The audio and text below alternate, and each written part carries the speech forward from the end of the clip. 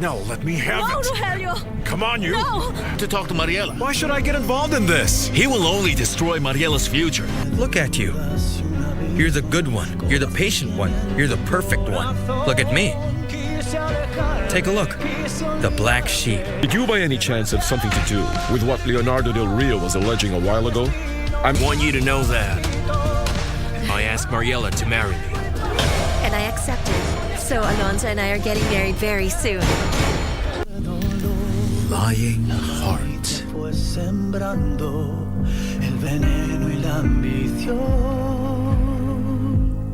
Tell her it's a case of emergency. There's a patient by the name of Gregory. Night nurse. Imagine living in a world where there is no war. No, oh no.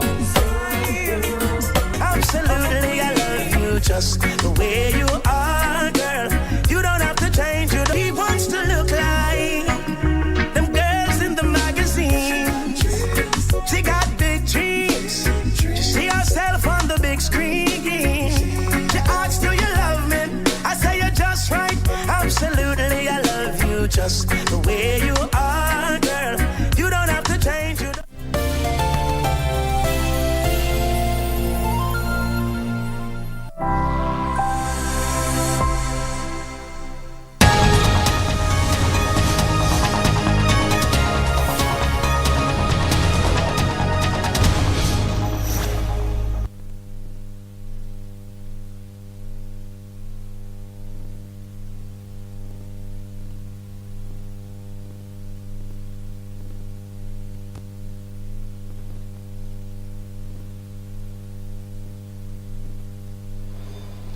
Good afternoon.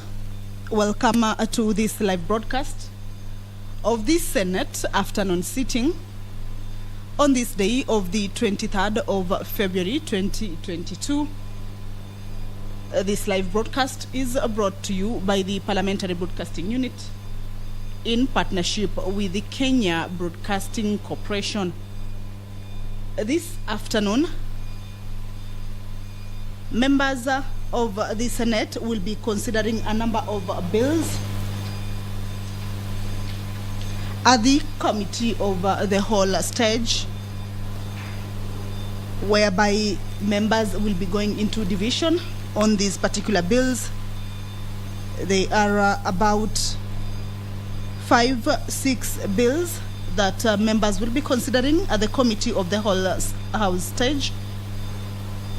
There is also a motion on the approval of senators to serve in the sessional committees. This one will be moved by the Senate Majority Leader that pursuant to standing orders 189, 219, 220 and 221. The Senate approves the following senators nominated by the Senate Business Committee to serve in sessional committees of the Senate. Cohort A is a committee on county public accounts and investments. Among them, Senator Engineer Hargura Godana, Honorable Senator Adan Dulo Fatuma, Honorable Senator Kimani Wamatangi, Honorable Senator Njeru Ntwiga, Honorable Senator Samson Cherarkei, Honorable Senator Ochilo Ayako, Honorable Senator Professor Imana Charles, Honorable Senator Jonas Maruma, and the last one in this committee is Honorable Senator Mercy Chebeni. There is also some names that senators will be expected to approve on the Committee on Delegated Legislation. There is Honorable Senator Samuel Pogisho, Honorable Senator Mary Senator, Honorable Abshiro Halake, Honorable Anwar Loitip-Tip, Honorable Farhia Ali Haji, Honorable Senator Munyi Haji Mohamed Faki, Honorable Senator Agnes Kavindu Mudhama, Honorable Senator Judith Pareno, and Honorable Senator Professor Samson Ongeri. These are names of senators in the sessional committees. It is a motion that will be moved by the Senate Majority Leader to seek the House approval on these senators that will be required to serve in the sessional committees: the Committee on County Public Accounts and Investments and the Committee on Delegated Legislation. The Landlord and Tenant Bill, National Assembly Bill number 3 of 2021, is lined up in this afternoon's business to be read for the second time. It will be a resumption of debate that was interrupted on Wednesday, 23rd February 2022 in the morning session, whereby there will be division. Bills that will be proceeding on a committee of the whole House stage include the Heritage and Museums Bill. This one is a bill by Honorable Senator Alice Mugo. Also the County Oversight and Accountability Bill, as well as the County Government Amendment Bill.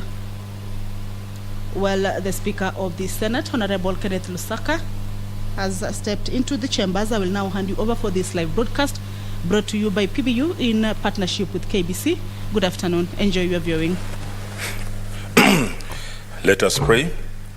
Almighty God, we beseech you to behold with your abundant favor and blessings us, your servants, whom you have been pleased to call to leadership positions in this republic. We seek guidance to treat and consider all matters that shall come under our deliberation in so just and faithful a manner as to advance the peace, prosperity, and welfare of our country and of those whose interests you have committed to our charge. Amen.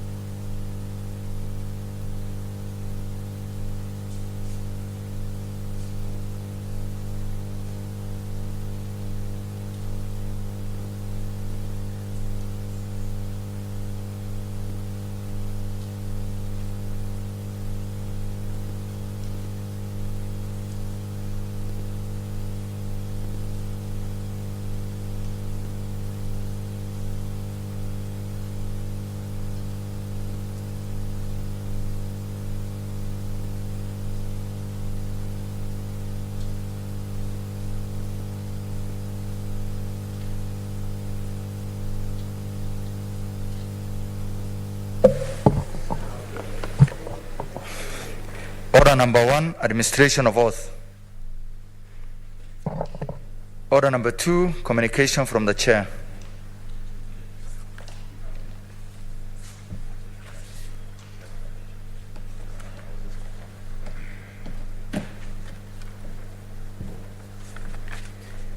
Order number 3, messages. Order number 4, petitions. Order number 5, papers.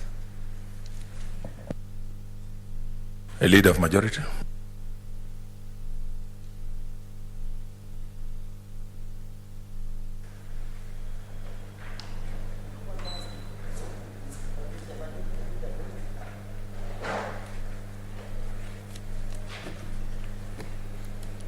Mr. Speaker, sir, I beg to lay the following papers on the table of the Senate today, 23rd February 2022.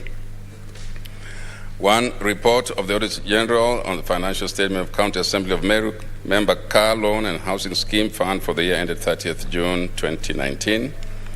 2. Report of the Auditor General on the financial statement of the County Assembly of Mombasa Car Loan and Mortgage Fund for the year ended 30th June 2015. 3. Report of the Auditor General on the financial statement of the County Assembly of Mombasa Car Loan and Mortgage Fund for the year ended 30th June 2016. 4. Report of the Auditor General on the financial statement of the County Assembly of Mombasa Car Loan and Mortgage Fund for the year ended 30th June 2017. 5, report of the Auditor General on the financial statement of the County Assembly of the Mombasa Car Loan and Mortgage Fund for the year ended 30th June 2018. 6, report of the Auditor General of the financial statement of the County Assembly of Mombasa Car Loan and Mortgage Fund for the year ended 30th June 2019. 7, report of the Auditor General on the financial statement of Kajiado County Assembly Emergency Fund for the year ended 30th June 2019. 8, report of the Auditor General on the financial statement of the Kajiado County Assembly Emergency Fund for the year ended 30th June 2020. 9, report of the Auditor General of the financial statement of Kajiado County Education Bursary Grants and Scholarship Fund for the year ended 30th June 2020. 10, report of the Auditor General on the financial statement of the Thika Water and Sewerage Company Limited for the year ended 30th June 2020. 11, report of the Auditor General on the financial statement of Laikipia County Assets Leasing Fund for the year ended 30th June 2020. 12, report of the Auditor General on the financial statement of Laikipia County Assembly Mortgage and Car Loan Staff Scheme Fund for the year ended 30th June 2020. 13, report of the Auditor General, the financial statement of Nyeri County Enterprise Development Fund for the year ended 30th June 2020. 14, report of the Auditor General on the financial statement of Murang'a County Assembly Car and Mortgage Loan Scheme for the year ended 30th June 2020. 15, report of the Auditor General on the financial statement of Kahuti Water and Sanitation Company Limited for the year ended 30th June 2020. 16, report of the Auditor General on the financial statement of the Nyaururu Water and Sanitation Company Limited for the year ended 30th June 2020. 17, report of the Auditor General on the financial statement of Coast Waterworks Development Agency for the year ended 30th June 2020. 18, report of the Auditor General on the financial statement of Kilifi Mariakani Water and Sanitation Company Limited for the year ended 30th June 2020. 19, report of the Auditor General on the financial statement of the Municipality of Kilifi for the 18 months period ended 30th June 2020. 20, report of the Auditor General on the financial statement of Kilifi County Emergency Fund for the year ended 30th June 2020. 21, report of the Auditor General on the financial statement of Kwale County Bursary Fund for the year ended 30th June 2020. 22, report of the Auditor General on the financial statement of Kwale County Assembly Members and Staff Loan Scheme Fund for the year ended 30th June 2020. 23, report of the Auditor General on the financial statement of Elgeyo Marakwet County Assembly Car and Mortgage Revolving Fund for the year ended 30th June 2020. 24, report of the Auditor General on the financial statement of the Elgeyo Marakwet County Education Fund for the year ended 30th June 2020. 25, report of the Auditor General on the financial statement of West Pokot County Bursary Education Development and Infrastructure Fund for the year ended 30th June 2020. 26, report of the Auditor General on the financial statement of West Pokot County Car Loan and Mortgage Scheme Fund for the year ended 30th June 2020. 27, report of the Auditor General on the financial statement of Turkana County Executive Officers Car Loan and Mortgage Scheme Fund for the year ended 30th June 2020. 28, report of the Auditor General on the financial statement of Turkana County Youth and Women Empowerment Fund for the year ended 30th June 2020. 29, report of the Auditor General on the financial statement of the Kiambu Water and Sewerage Company Limited for the year ended 30th June 2020. And 30, report of the Auditor General on the financial statement of Kisii County Bursaries Fund for the year ended 30th June 2021. Thank you, Mr. Speaker. Thank you. Now ask that we switch to the new supplementary order paper, which must be on your screens. Okay.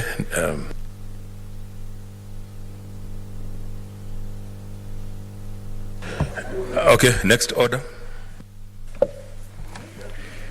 Order number 6, notice of motion.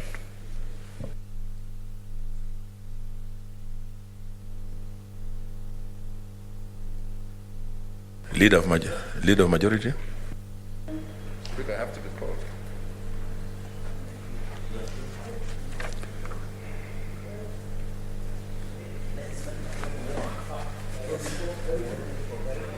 Mr. Speaker, sir,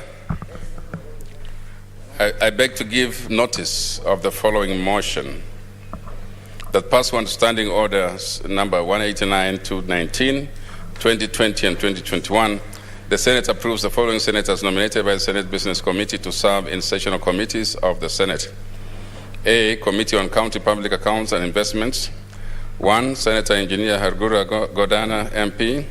2, Senator Adan Dulo Fatuma, CBS MP. 3, Senator Kimani Wamatangi, MP. 4, Senator Njeru Ndwiga, EGH MP. 5, Senator Samson Cherarke, MP. 6, Senator Dr. Chila Yako, EGH MP.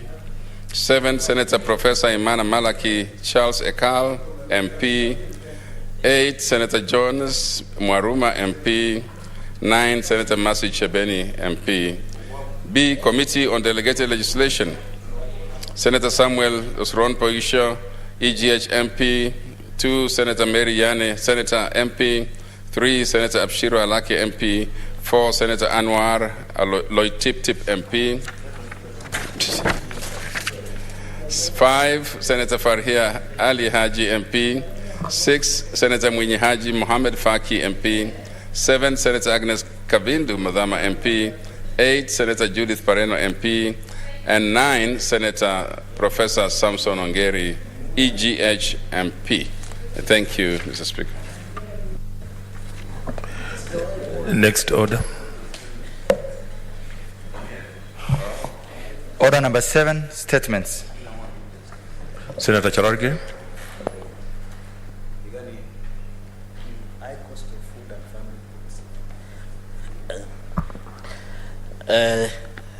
Thank you, Mr. Speaker, for this opportunity.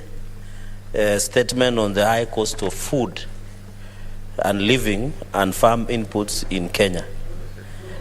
Mr. Speaker, sir, I rise pursuant to Standing Order 47-1 to make a statement on an issue of general topic concern and national importance, namely the high cost of food, living, and farm inputs in Kenya.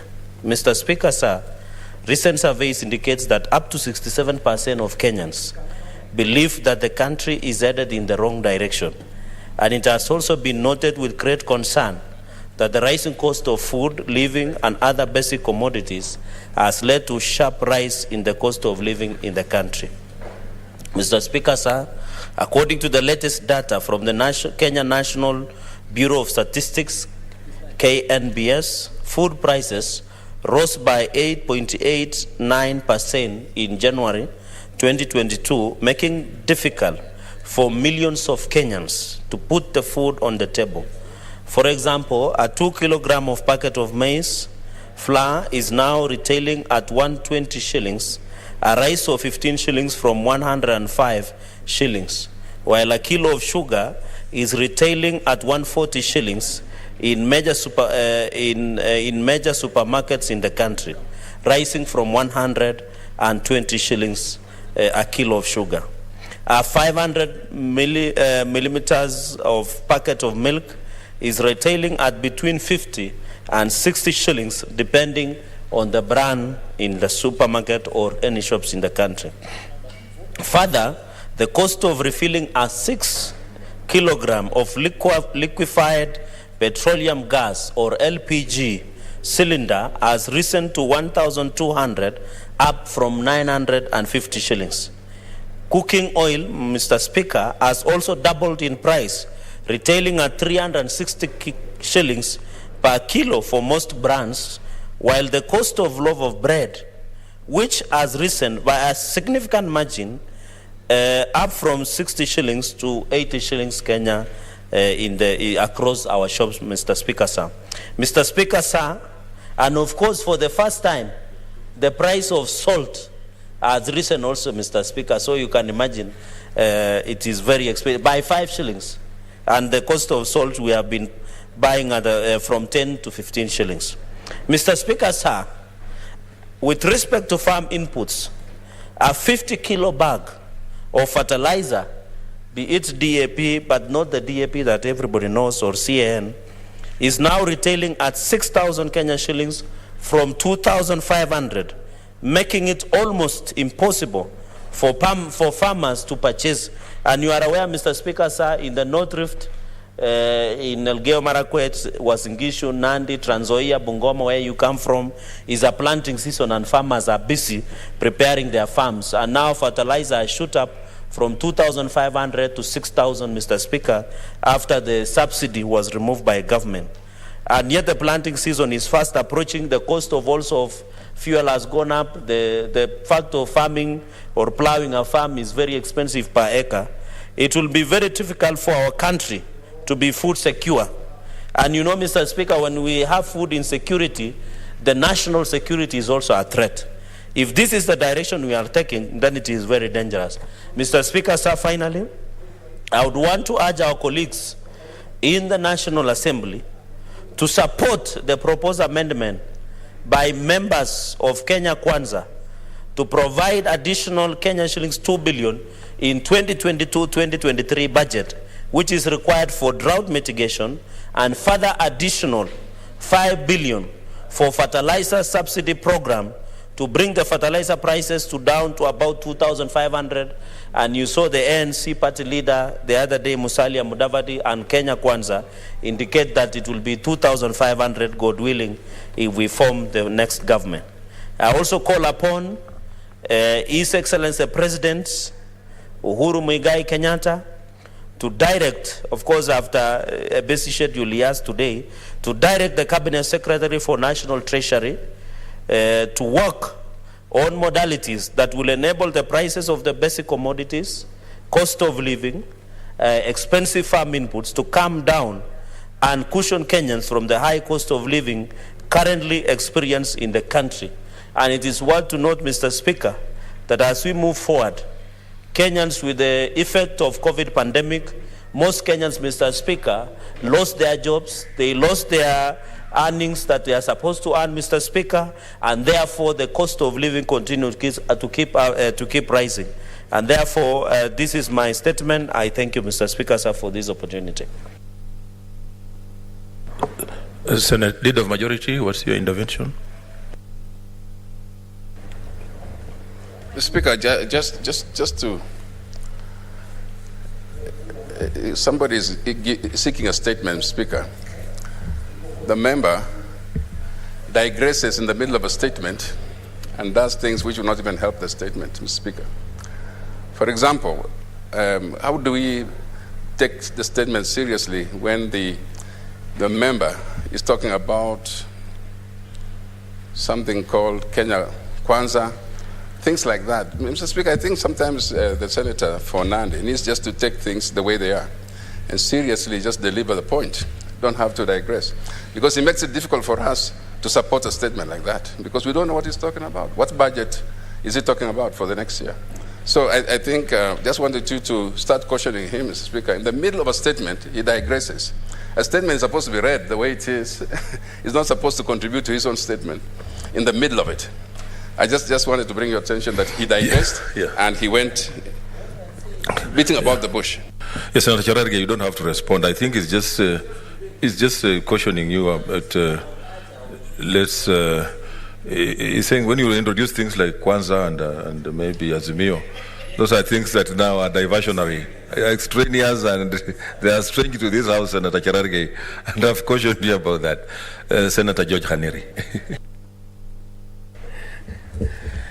Mr. Speaker, I want to thank you for giving me the opportunity to ride on the statement made by my good neighbor, the Senator for Nandi, Senator Cherargei. But maybe just before I support the statement, I want to echo sentiments raised by the Leader of Majority, that when you bring a very serious statement like this to this House, it is important that you stick to the facts and the issues that you have written down. Mr. Speaker, let's not politicize everything that we bring to this House. I caution my good neighbor that if you have to be taken seriously, then take yourself seriously as well. Mr. Speaker, I want to thank him for coming up with this statement. Indeed, the issue of cost of living should be a major concern to all of us in a leadership position. Mr. Speaker, the cost of living in this country has really skyrocketed in the last few years. Many Kenyans cannot even afford 1 meal a day. You know, we always talk of 3 meals a day. Many Kenyans cannot afford 1 meal a day. It's a problem. Many Kenyans are living below $1 a day. Mr. Speaker, this is a very worrying situation. The implications are that the level of crime will certainly increase because people have to live. People have to fend for their families. Young men will look for alternative means of putting food on the table for their families. So this is a situation that must be arrested and must be given priority by the government of the day. And when I say government of the day, I mean the executive and even parliament. In whatever that we do in our role as legislators, we must make sure that we come up with solutions to this problem. We should not just leave it to the executive. But of course, the bigger part is supposed to be played by the executive. I think Honorable Cherargei has put it very well that one of the ways to arrest this is for the government to ensure that there's subsidy in the farm inputs. Where I come from, Speaker, and where you come from, Mr. Speaker, this is a planting season. Many farmers have not planted. Why? Because of the price of inputs. They cannot afford the seedlings. They cannot afford fertilizer. Mr. Speaker, what is the government doing about this? Nothing. Absolutely nothing. Both the national government and the county governments, where we come from. Nothing is happening. Farmers cannot plant. What do we expect? If they don't plant during this planting season, Mr. Speaker, there's going to be famine. There's going to be serious famine. So we don't want to come up with knee-jerk solutions when there is famine. Now you're trying to look for money to supply food. Why can't we arrest the situation now by ensuring that farmers have seeds to plant and have subsidized fertilizer that they can use during this planting season? So I blame both governments on this. Mr. Speaker, the beginning point where the rain started beating us, in my opinion, is when we let the prices of fuel skyrocket. And the moment the price of fuel goes up, we all know, that's economics 101, the price of everything else will go up. We have spoken in this House so many times about the rising cost of fuel, Mr. Speaker, but nothing seems to be happening.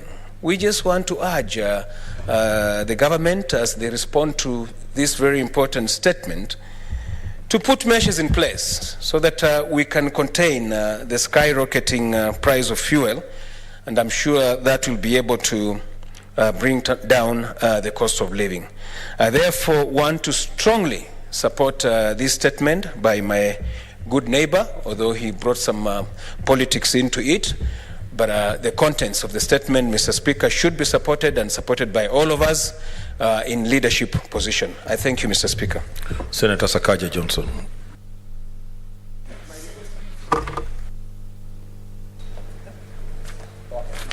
Mr. Speaker, I thank Senator Cherargei for raising this statement. Mr. Speaker, he's raised it in a way that really, as leaders, we should.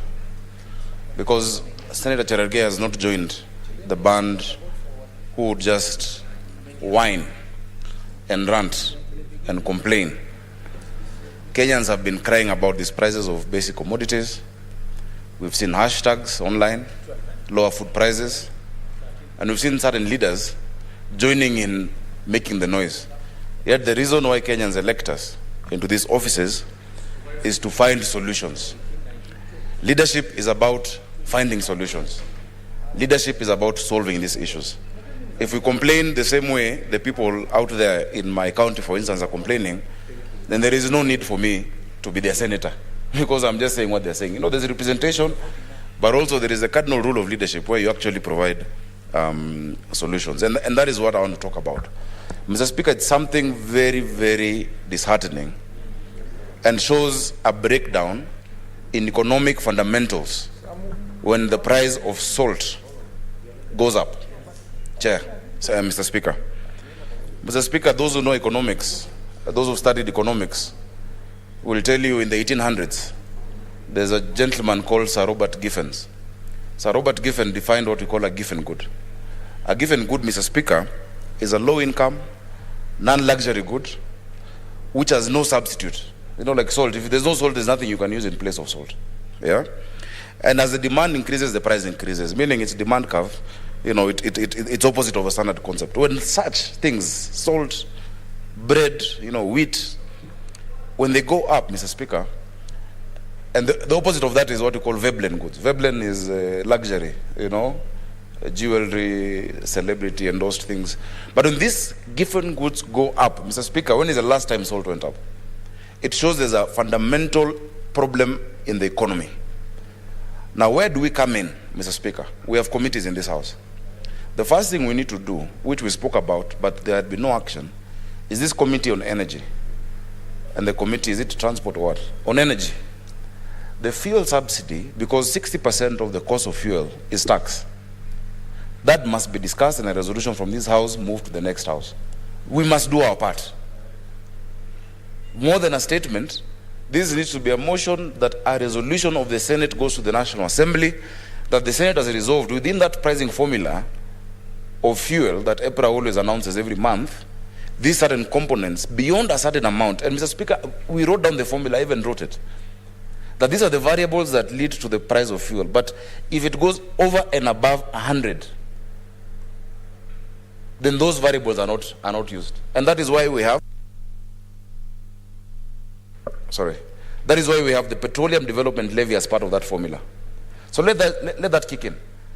Others, anything to the contrary will be just us ranting. We go out there, Mr. Speaker, I know you've been out, I know you're not campaigning it, but those of us who are campaigning and moving around, the reason why young people will hang on to your vehicles and not wanting something small is because they're actually hungry and suffering. Mr. Speaker, that is my proposal, that we reduce that as a matter of urgency for the sake of the people of Kenya. Beyond that, anything else will be ranting, Mr. Speaker. I thank Senator Cherargei. And Senator Cherargei, please just convert this into a motion with a resolution that is voted on and transmitted onward to the next House, Mr. Speaker. Thank you. Senator Onesimus Kipchumba Murkomen.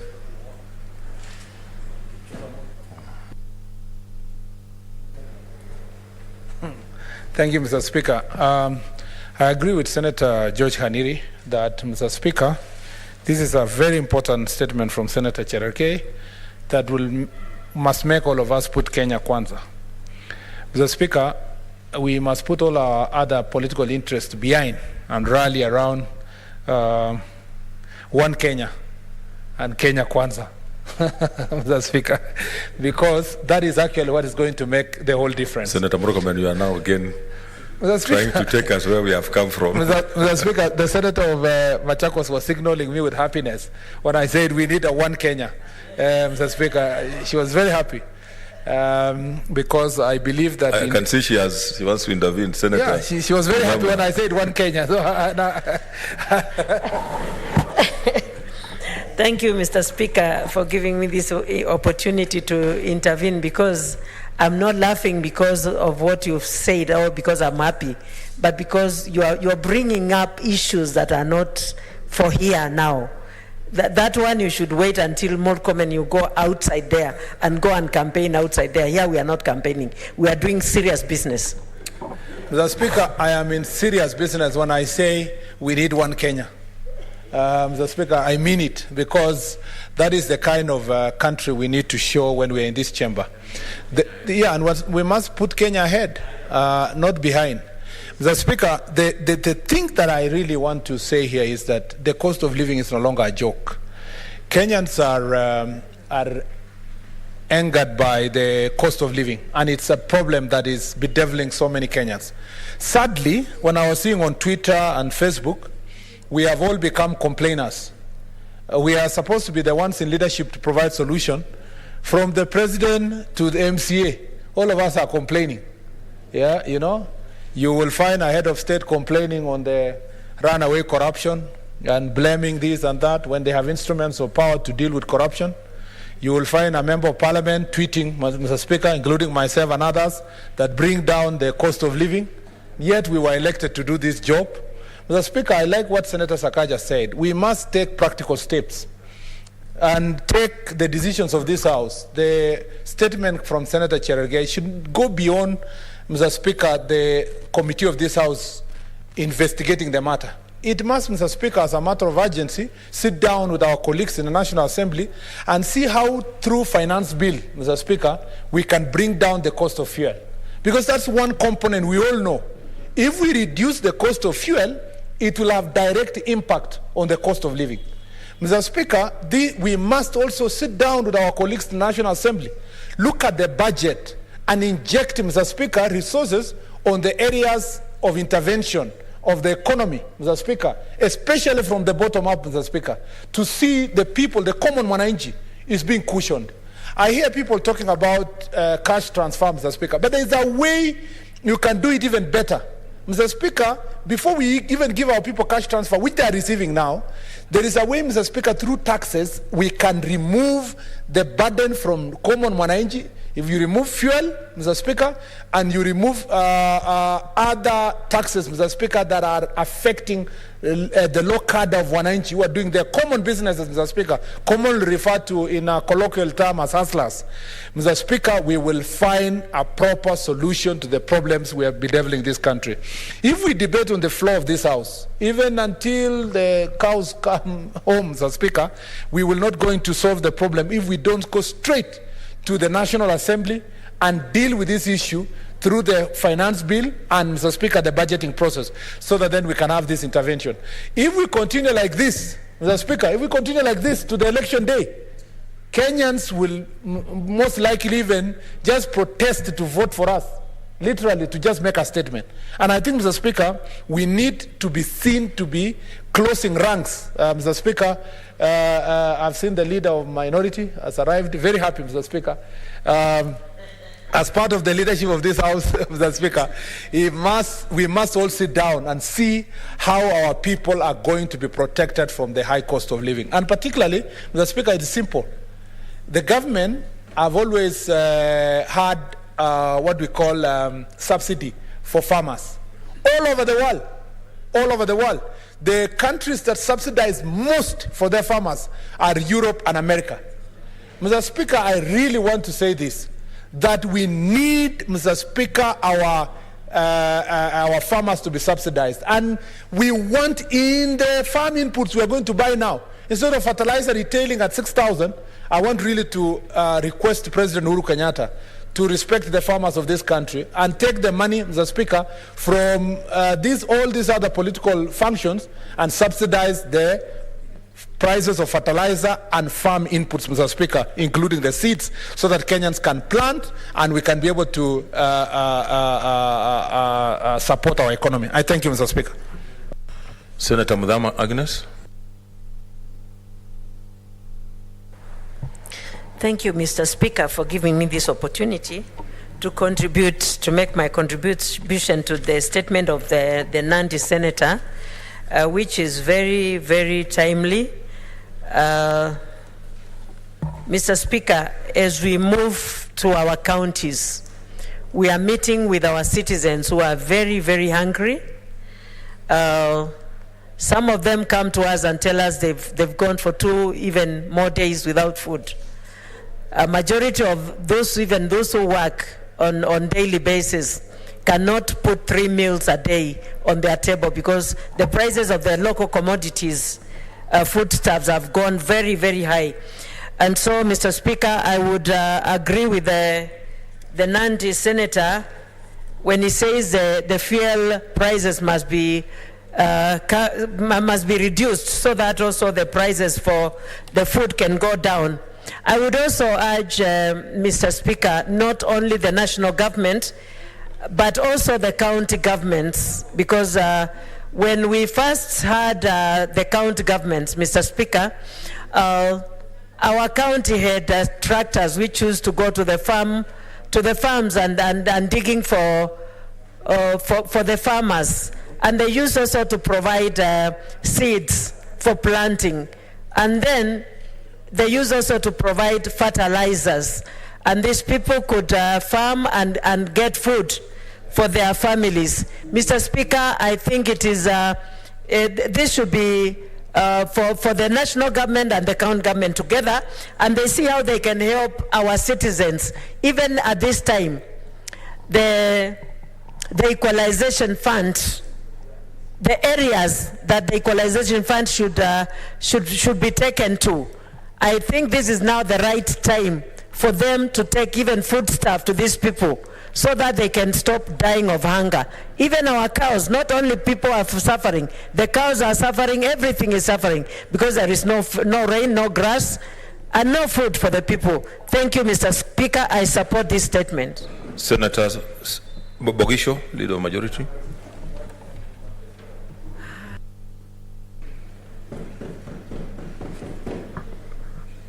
Speaker, I do support this statement by Senator Cherargei. The Speaker, I know that the Senator is very active and energetic and has started to show that. I mean, we are all going towards the end of this term, and Cherargei has proved himself to be concerned, not only about Nandi, but about the entire country. And Mr. Speaker, I think I should just say that it is common knowledge that the prices of common things, common food, ordinary people suffer because they cannot afford a square meal. And Mr. Speaker, this is to say for sure that I want to support my colleagues in terms of the incentives that can be taken. But particularly I want to support Senator Murkomen's invitation for us, and Senator Sakaja, invitation for us to engage our colleagues who deal with the budget and who deal with financial matters, and that is the National Assembly, so that we can actually attack this matter where it really is more effective than just us raising issues. The statement is probably going to go to a committee, and the committee may want to investigate, but I think we need to be more practical and deal with these matters, Mr. Speaker, as leaders, because it concerns not just one person. I saw the other day the launch of relief food to go to various places which are struck by famine, and that's a good start, Mr. Speaker. I think there was also money for offtake of livestock from the regions where there is famine, but there is more. The person in the urban center does not benefit from that, and the people from the farming communities do not benefit from that, so something has to be done. And so I support it, and whatever has to be done, Mr. Speaker, I stand with the colleagues in making sure that we achieve it. Thank you, Mr. Speaker.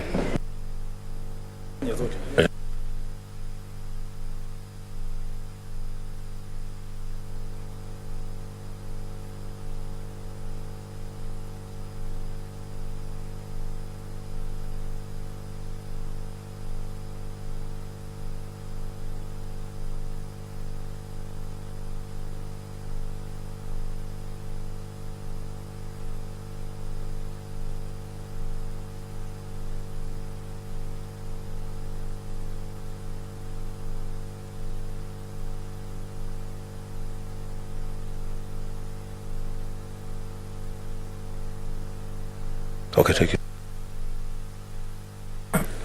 Okay, I know there's still interest on that statement, but because for the convenience of the House, I want to rearrange the order paper so that we do order number 10, 11, 12, 13, 14, 15, 13 up to 13. So, clerk. Order number 10, Committee of the Whole. The Heritage and Museums Bill, Senate Bills number 22 of 2021, Division. Order number 11, Committee of the Whole, the County Oversight and Accountability Bill, Senate Bills number 17 of 2021, Division. Order number 12, Committee of the Whole, the County Governments Amendment Bill, Senate Bills number 38 of 2021, Division. Order number 13, Committee of the Whole, the Elections Amendment Bill, Senate Bills number 42 of 2021, Division.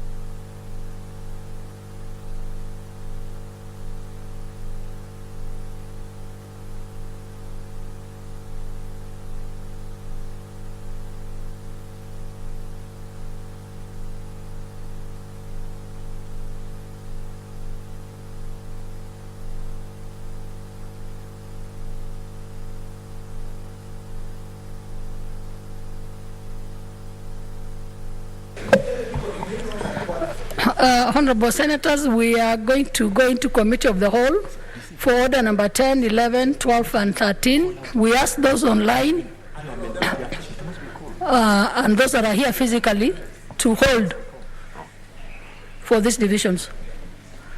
We can ring the bell for 5 minutes.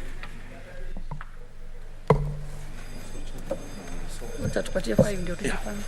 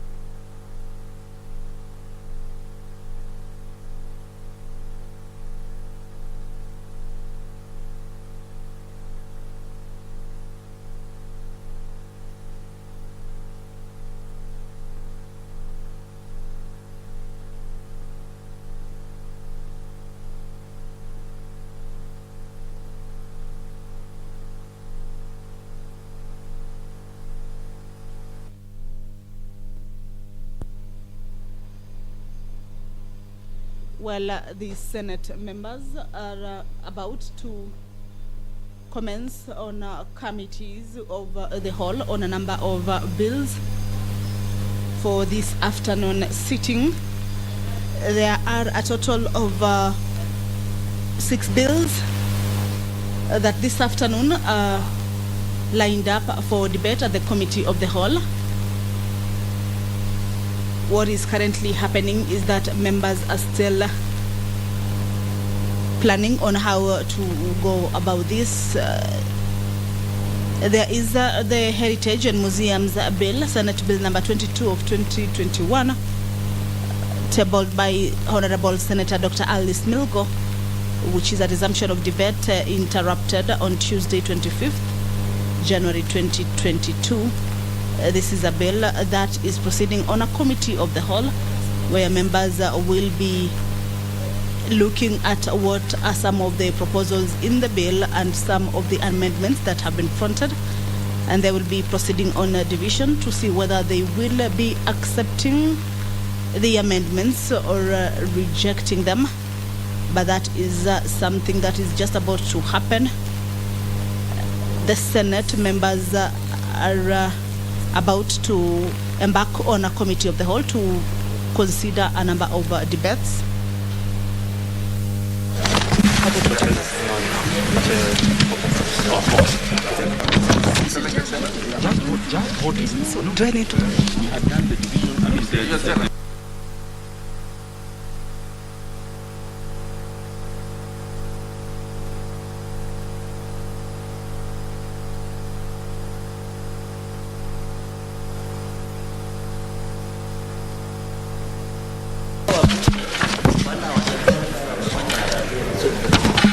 Honorable Senator, we now proceed with the division. We need to tell us. Leaders, can you give us the tellers for this vote? Senator Cherargei, you're one of the tellers.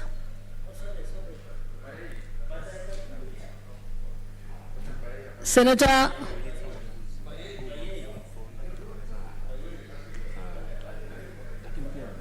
tellers.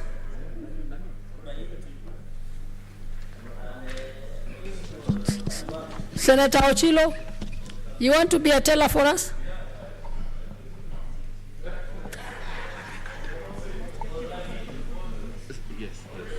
Then we take the younger one, Senator Kajwang.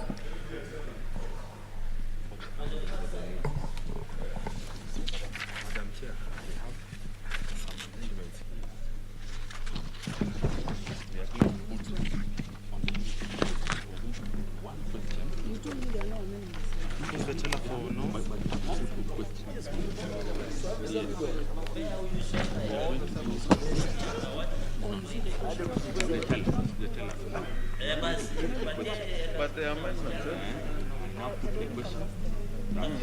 so it's just what is question 2, question 3, then we'll go for that reading.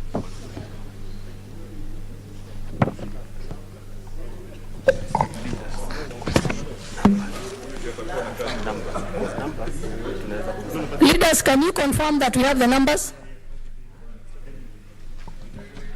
Majority Leader,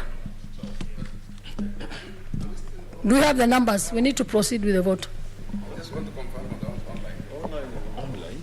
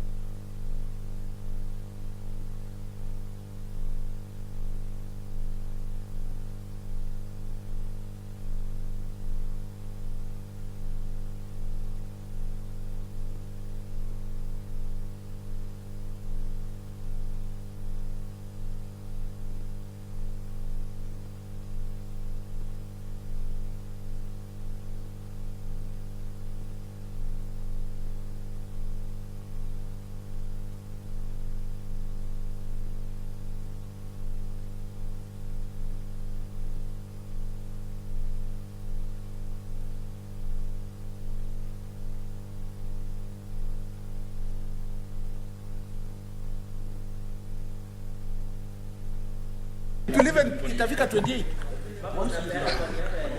Tell us, are you ready? So I put the questions, right? Yes, put the question. Order senators, I am going to put 3 questions. Question 1, I put the question that the new clauses, new clause 2A, new clause 2B, new clause 7A, new clause 33A, new clause 33B, new clause 33C, new clause 33D, new clause 33E, new clause 33F, new clause 33G, new clause 33H, and new clause 33I be read a second time. Second question is, I put the question that clauses 4, clause 5, clause 7, clause 8, clause 34, clause 35, clause 36, clause 37, clause 38, clause 39, and clause 2 be part of the bill. And the third question is that I put the question that clauses 3, clause 4 as amended, clause 5 as amended, clause 6, clause 7 as amended, clause 8 as amended, clause 9 to 33, clause 34 as amended, clause 35 as amended, clause 36 as amended, clause 37 as amended, clause 38 as amended, clause 39 as amended, clauses 40 to 100, the first schedule, the second schedule, and the third schedule, new clause 2A, new clause 2B, new clause 7A, new clause 33A, new clause 33B, new clause 33C, new clause 33D, new clause 33E, new clause 33F, new clause 33G, new clause 33H, new clause 33I, clause 2 as amended, the title and the clause 1 be part of the bill. Division. Senator Adan Dulo Fatuma, Isiolo County.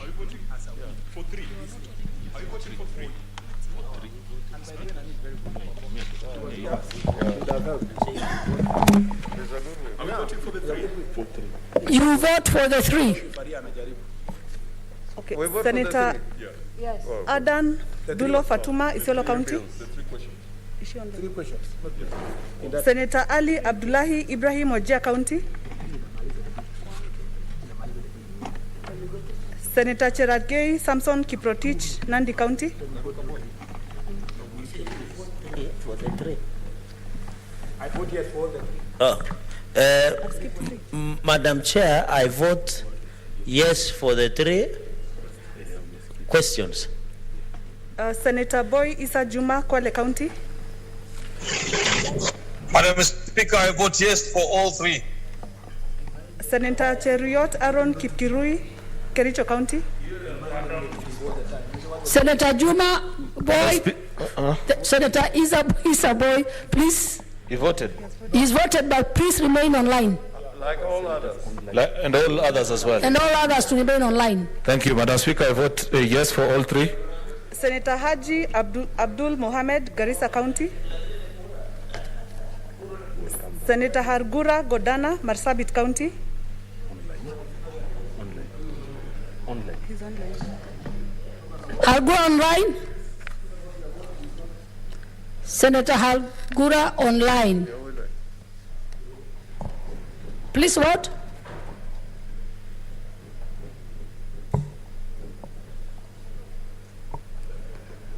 We can't hear you. Can't hear, I can't see. Senator Imana Malakai Charles Ekal, Turkana County. Madam Speaker, I vote yes for all the 3. We have heard you, Senator Malakai. Senator Kajwang Moses Otieno, Homa Bay County. Madam Chair, I vote yes on all the 3. Senator Kamar Margaret Jepkoech, Wasingishu County.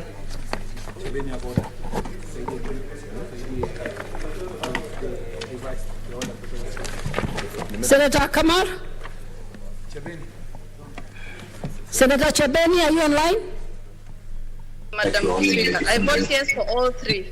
Thank you, Senator Chebeni. Senator Kangata Irungo, Muranga County. Senator Haniri George, Vihiga County. Madam Chair, can you hear me? Yes, we can. Vihiga votes yes on all the 3. Thank you. Senator Kibiru Charles Rubenson, Kirinyaga County. Stay online, Senator Haniri. Senator Kimani Wamatangi Paul, Kiambu County. Senator Kihika Susan Wakarura, Nakuru County. Ako Sagana. Senator Kindiki Kidhure, Tharaka Nithi County. Earth, Wind and Fire. Senator Kindiki, online.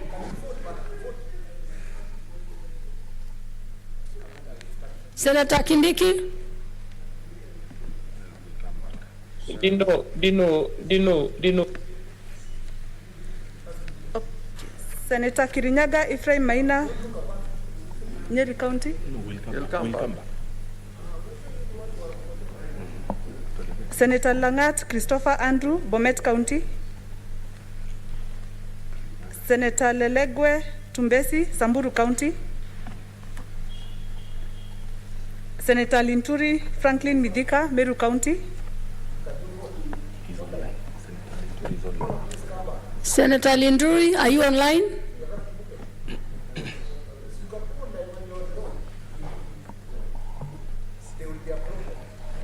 Senator Loitip Anwar, Lamu County. Senator Madzayo Stewart Mwachiru, Kilifi County.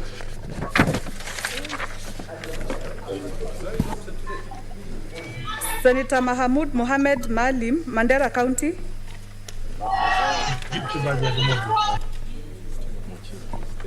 Senator Madzayo? Yes, for all the three. Thank you. Senator Malala Cleophas Wakungu, Kakamega County. Senator Mbito Michael Malinga, Trans Nzoia County. Senator Mbogo George Ochilo Ayako, Migori County. Madam Chair, I vote yes for all the three. Senator Mogeni Eric Okongo, Nyamira County. Senator Moi Gideon Kipsielei Towet, Baringo County. Senator Mpai Philip Salau, Kajiado County. Madam Speaker, I vote yes for all the three. Senator Murkomen Onesimus Kipchumba, Elgeyo Marakwet County. Madam Speaker, I vote yes for all the three. Senator Mudhama Agnes Kavindu, Machakos County. Chair, I vote yes for all the three. Senator Mutula Kilonzo Jr., Makueni County. Madam Speaker, I vote yes for all the three. Thank you. Senator Mwangi Paul Gidiomi, Nyandarua County.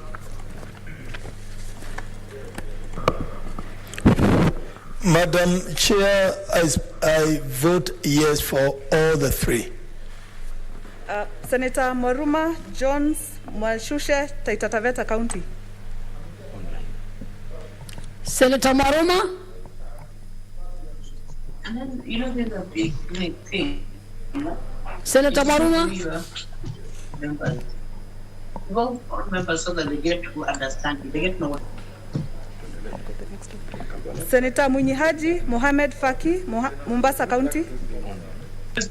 Madam Chair, I vote yes for the three amendments. Thank you. Senator Nderito John Kinywa, Laikipia County.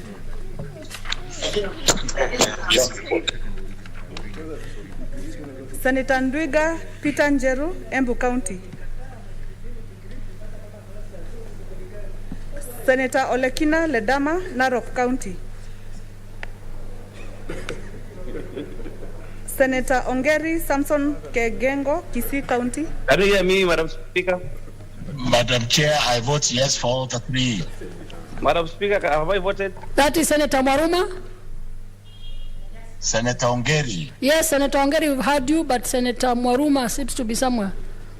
Yes, I'm here, Madam Speaker. Please vote. I vote yes for the three. Senator Orengo James, Siaya County. Speaker.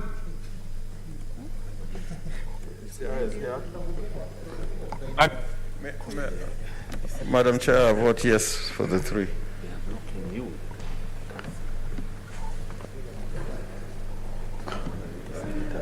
Order, Senator Malala, Senator Murkomen. I can't even see the screen.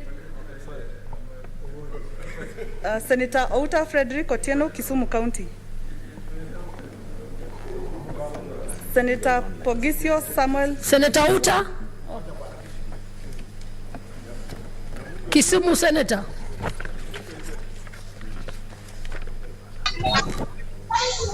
Madam Speaker, can I vote this Senator Kangata, Murang'a County?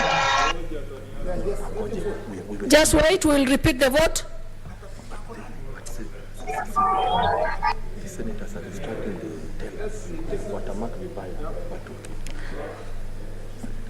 Senator Malala, kindly get to order. We need to see the tellers doing their job. Senator Outa, Senator Nyamunga.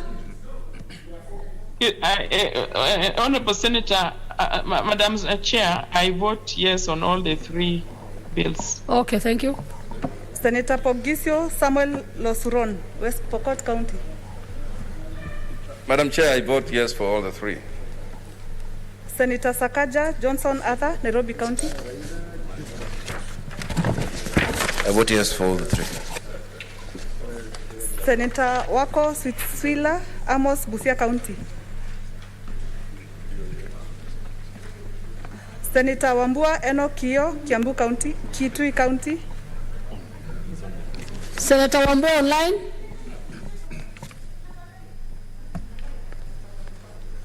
Order Senator Malala, we still need your vote. Senator Wambua.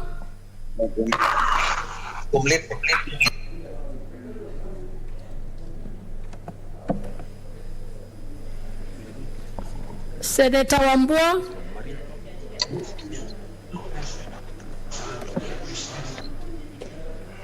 We proceed. Senator Wario Golit Juma, Tana River County. Akondani. No, he's not. Madam Speaker, I vote yes for the all 3. Senator Wetangula Moses. Madam Chair, can I vote? Is that Senator Wambua? Yes, it is. Please vote.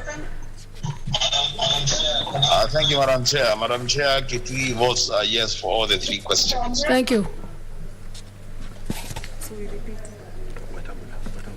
Senator Moses. But you've already repeated. Senator Wetangula Moses, Masika, Bungoma County. We will go back for the senator.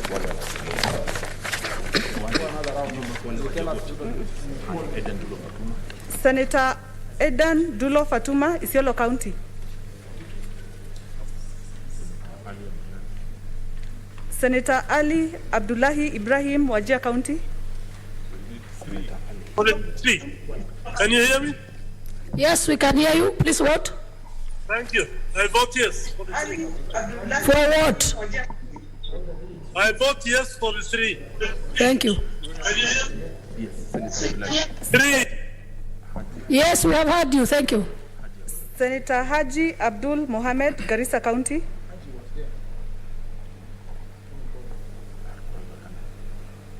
Senator Hargura Godana, Marsabit County. Abdul Mohamed, Garissa County. Madam Speaker, I vote yes for the 3. Thank you. Senator Kangata Irungu, Murang'a County. Madam Chair, Madam Speaker, I vote yes for all the 3. Thank you, and you don't leave. Senator Kangata, we still need your vote. Senator Kibiru Charles Rubenson, Kirinyaga County. Senator Kihika Susan Wakarura, Nakuru County. Senator Kimani Wamatangi Paul, Kiambu County. Senator Kindiki Kidhure, Tharaka Nithi County. Senator Kindiki online.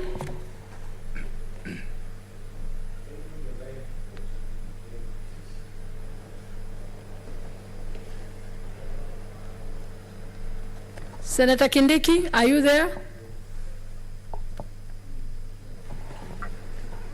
Senator Kirinyaga Ephraim Mwangi Maina, Nyeri County. Senator Langat Christopher Andrew, Bomet County. Senator Lelegwe Tumbesi, Samburu County. Senator Linturi Franklin Midhika, Meru County.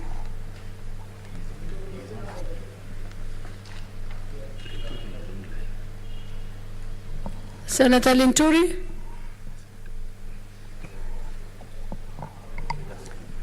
Senator Loitip Anwar, Lamu County.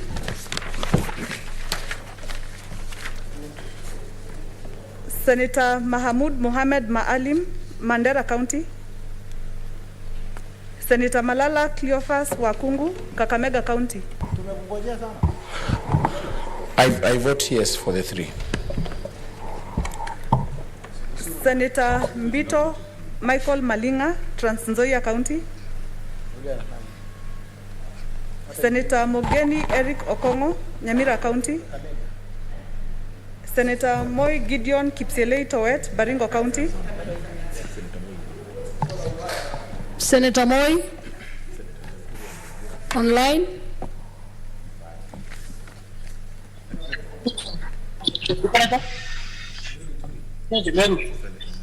Senator Moi. Senator Moi. Senator Linturi.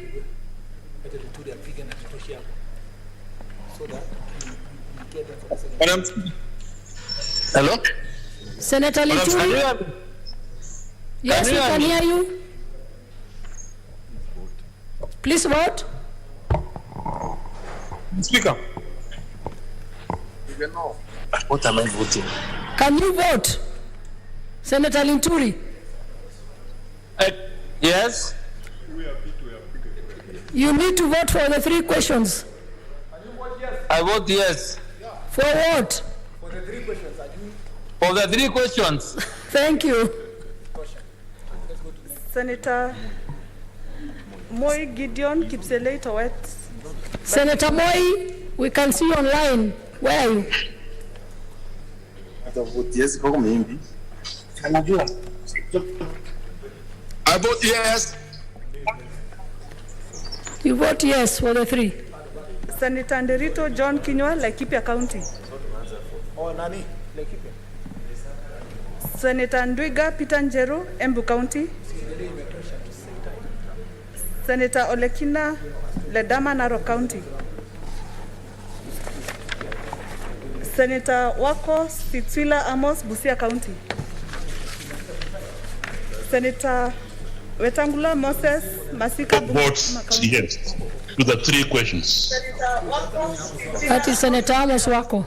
Thank you. Wako yes to the 3 issues.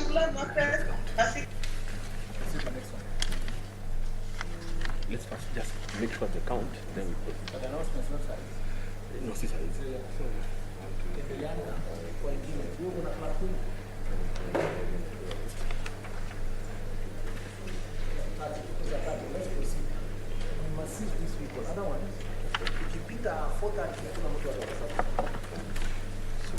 The next one,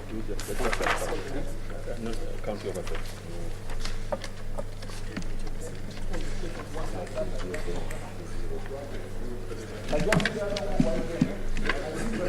Couple questions are counting. Honorable Senators, we now go to the Committee of the Whole on the County Oversight and Accountability Bill, Senate Bills number 17 of 2021.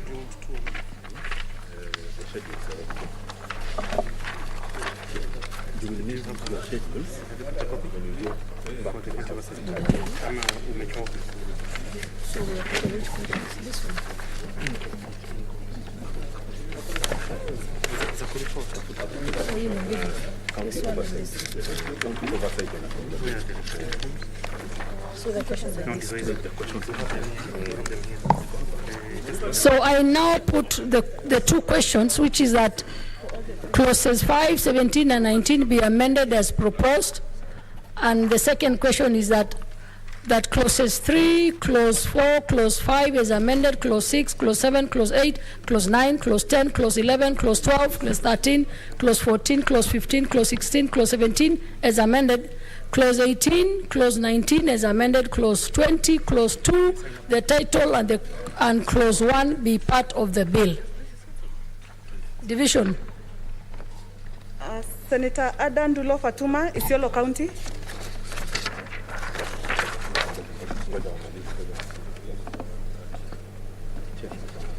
The speaker clarified that later. Yes, we will proceed out.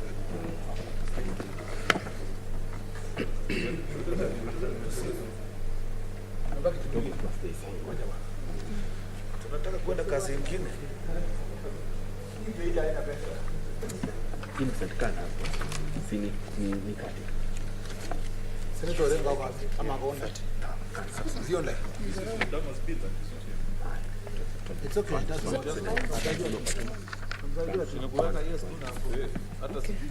Senator Adan Dulo Fatuma, Isiolo County. Senator Ali Abdullahi Ibrahim, Wajir County. Senator Boy Isa Juma, Kwale County. Madam Speaker, I vote yes for all 3. 2. Tell him there are 2. Chair, remind him they are voting for 2. You're voting for 2. I vote yes for all 2. Yeah, thank you. Senator Cherargei Samson Kiprotich, Nandi County.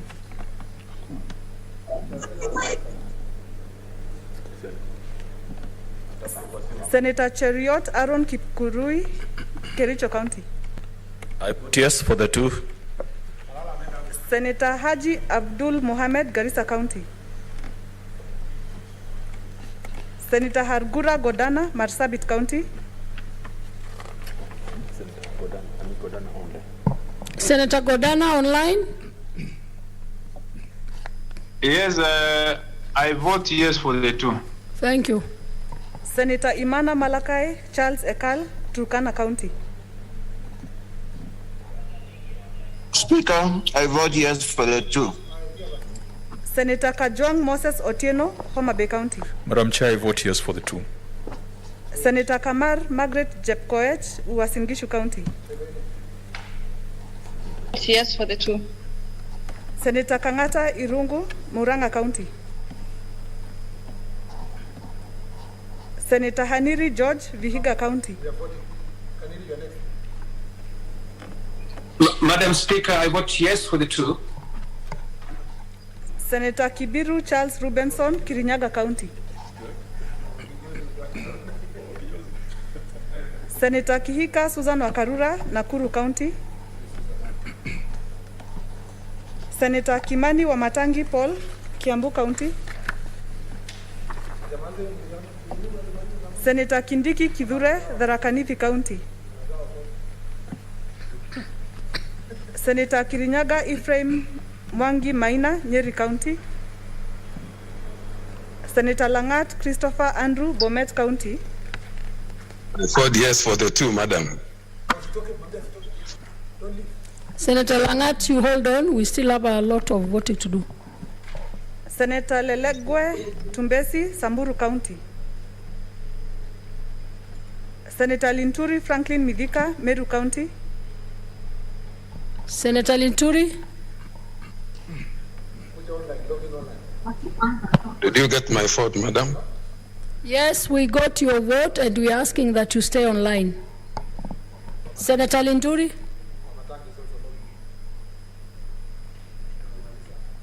Senator Loitiptip Anwar, Lamu County. Senator Madzayo Stewart Mwachiru, Kilifi County. Madam, I vote yes for all the 2. Senator Mahamud Mohamed Maalim, Mandera County. Senator Malala Cleophas Wakungu, Kakamega County.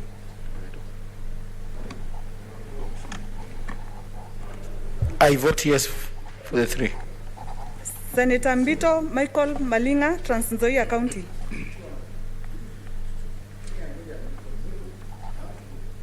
Senator Mbogo George Ochilo Ayako, Migori County. Madam Chair, I vote yes for the 2. Senator Mogeni Eric Okongo, Nyamira County. Senator Moi Gideon Kipselei Towet, Baringo County. Senator Moi online.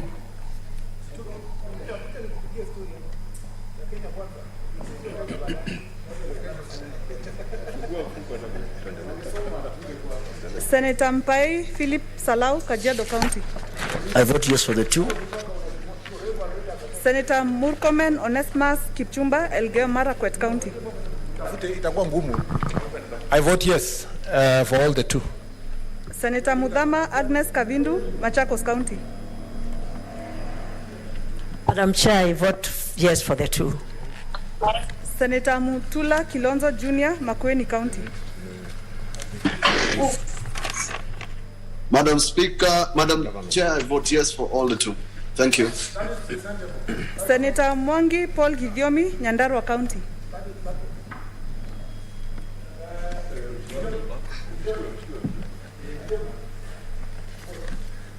Madam Speaker, I'm also online. Who is that?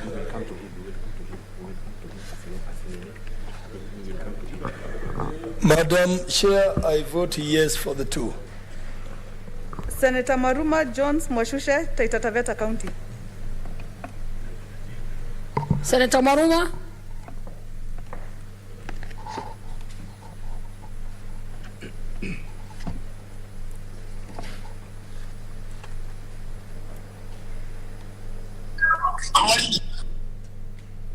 Senator Munyihaji Mohamed Faki, Mombasa County. Senator Faki. Senator Nderito John Kinywa, Laikipia County. Senator Ndwiga Peter Njeru, Embu County. Senator Olekina Ledama, Narok County. Senator Ongeri Samson Kegengo, Kisii County. Senator Ongeri.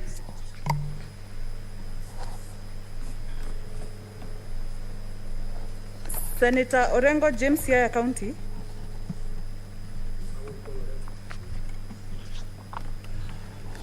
Senator Outa Frederick Otieno, Kisumu County. Senator Nyamunga.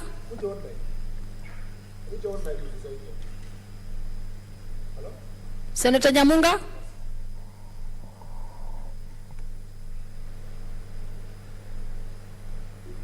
I vote yes for the 2 bills. Thank you. Senator Pogisio Samuel Losuron, West Pokot County. Senator Pogisio.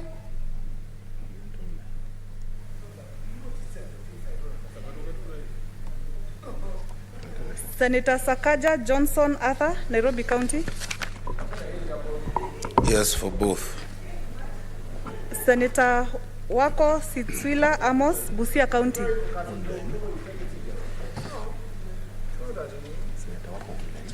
Senator Wako.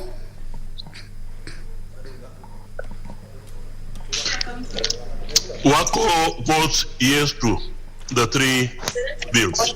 These are 2 questions, not 3. I vote yes to the 2 questions. Thank you. Senator Wambua Enokio, Kitui County. Madam Chair, I vote yes for the 2 questions. Senator Wario Golit Juma, Tana River County. He's seated. Senator Wario. Madam Speaker, I vote yes for the 2 amendments. Senator Wetangula Moses Masika, Bungoma County. Senator Wetangula. Senator Adan Dulo Fatuma, Isiolo County. Senator Ali Abdullahi Ibrahim, Wajir County. May I vote? I thought the head of delegation was there. Yes, you can vote for Isiolo. I vote yes for both the amendments. Thank you. And stay online. Senator Cherargei Samson Kiprotich, Nandi County. Madam Chair, I vote yes for both. Senator Haji Abdul Mohamed, Garissa County.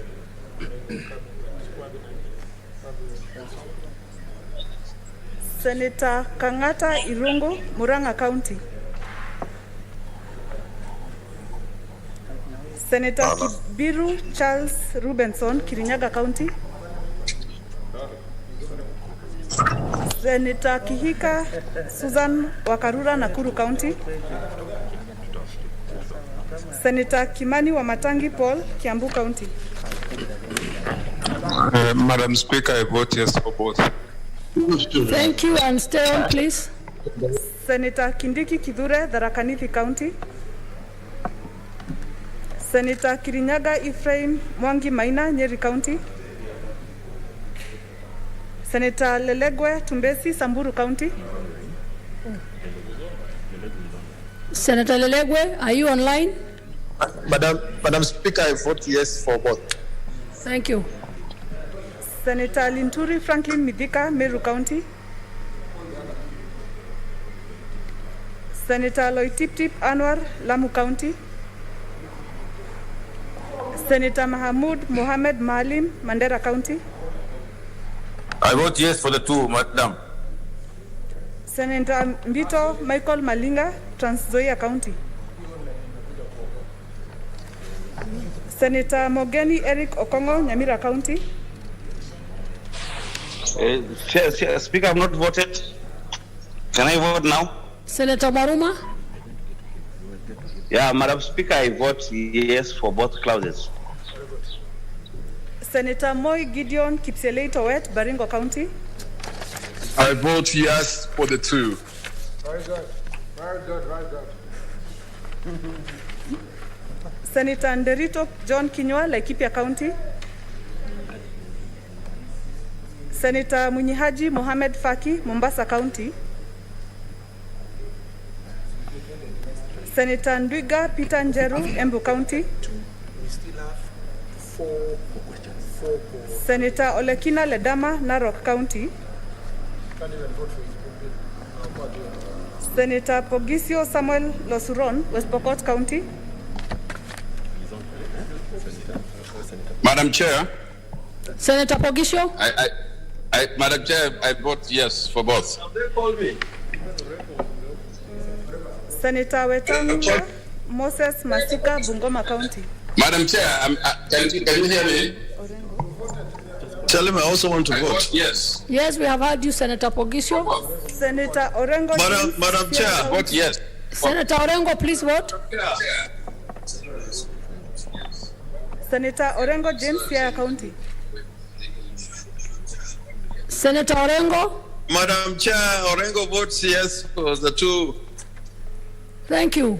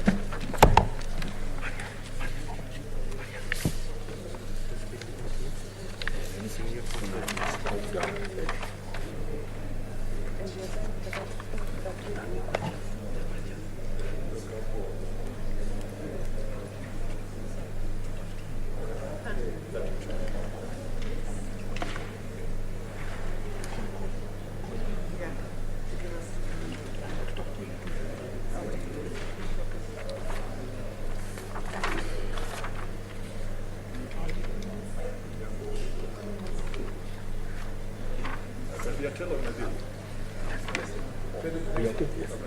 now we are on the county government.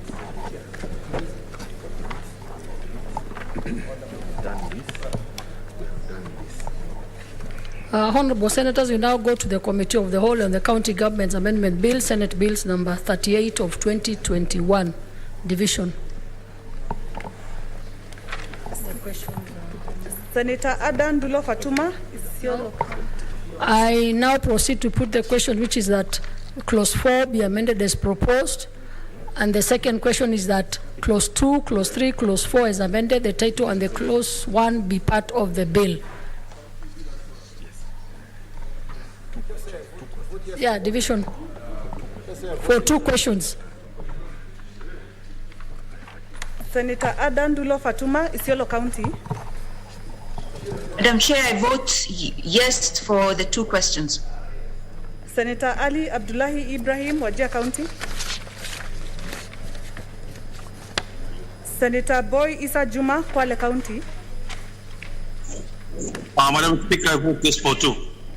Senator Cherargei Samson Kiprotich, Nandi County.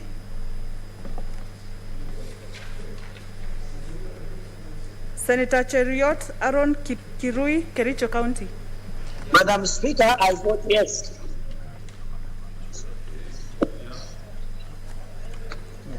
Mike, I vote yes for the 2. Senator Haji Abdul Mohammed, Garissa County.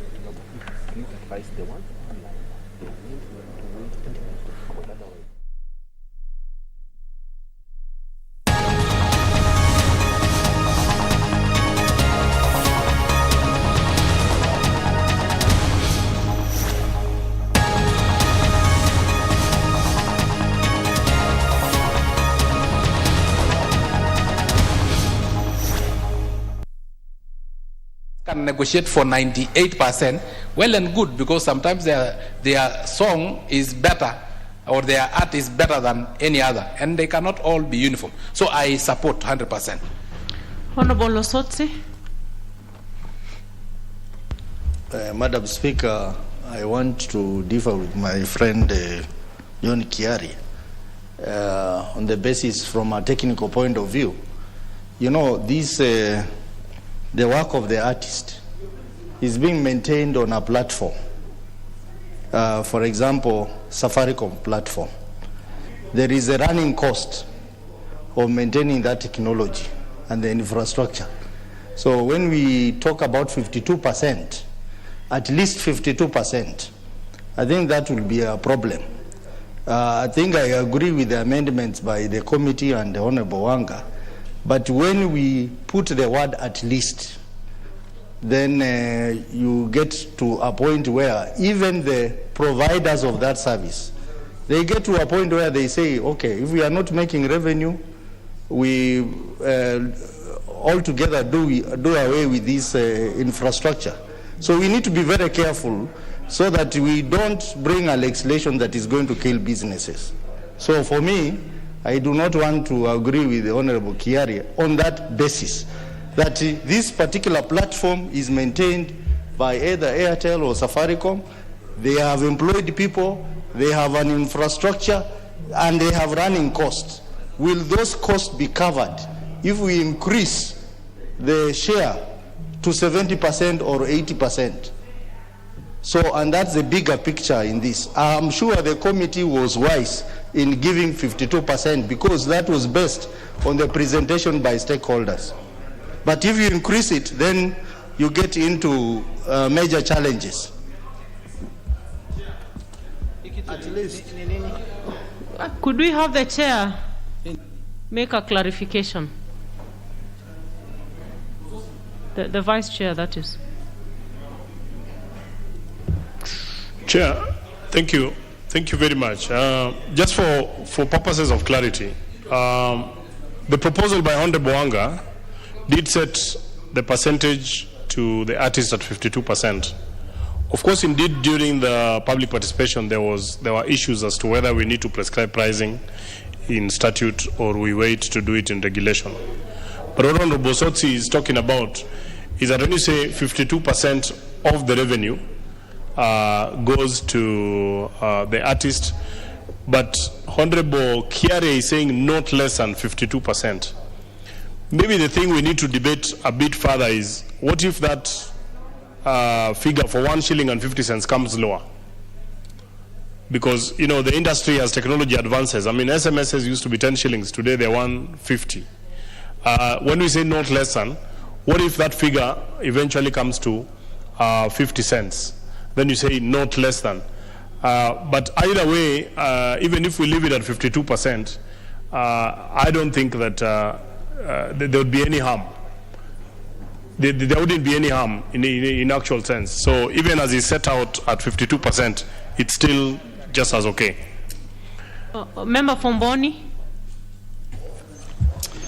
Thank you, Chair. And on the onset, I need to disagree with Honorable Kiaria. Here we are talking of two figures. One is there is the 1 shilling and 50 cents, which translates to 0.78 to the artist or the copyright owner. And when we say not less than on a percentage, these percentages are adding up to 100. When you put not less than, definitely it is going to affect the other two. So this is staying at 100%, and if we have to go to the figures of the shilling 1.5, then we can put the not less than. But Honorable Wanga is moving on the percentages, which to me have to stay fixed at 52 because they're adding up to 100. Otherwise, mathematically, it will cause a problem. Honorable Kishimu.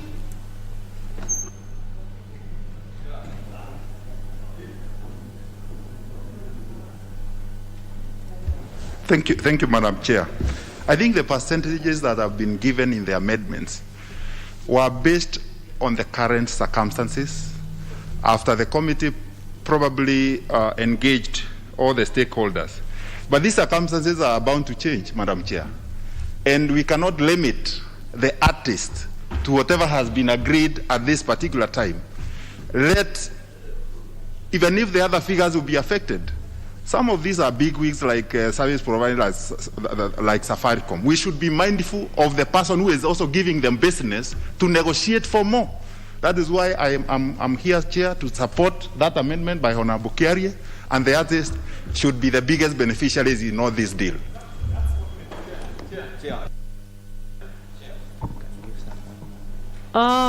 Yeah, we actually need to interrogate this. Honorable Ndindi. Thank you very much, Madam Chair. I rise to support the amendment by Honorable KJ because, Madam Chair, platform businesses across and tech businesses are subject to something called scale. The more scalable it is, the more profitable it is. And they are subject to something we call increasing returns. That the more you have in terms of the clientele, the more you have in terms of scale, the more the margin becomes larger. And therefore, the product here we are selling is the product given about by the artist. That is the product. The platform is the one especially owned by the tech companies. Therefore, the more artists we have, that is the scale I'm talking about, the more products we have on their platforms, the more profitable it is. Because some of the costs that are associated with a platform does not change or do not change because there is more products on the platform. And that is how now the margin becomes larger. And therefore, Madam Speaker, to protect our artists and to be real on the what kind of business we are talking about, Madam Speaker, to put less than is better.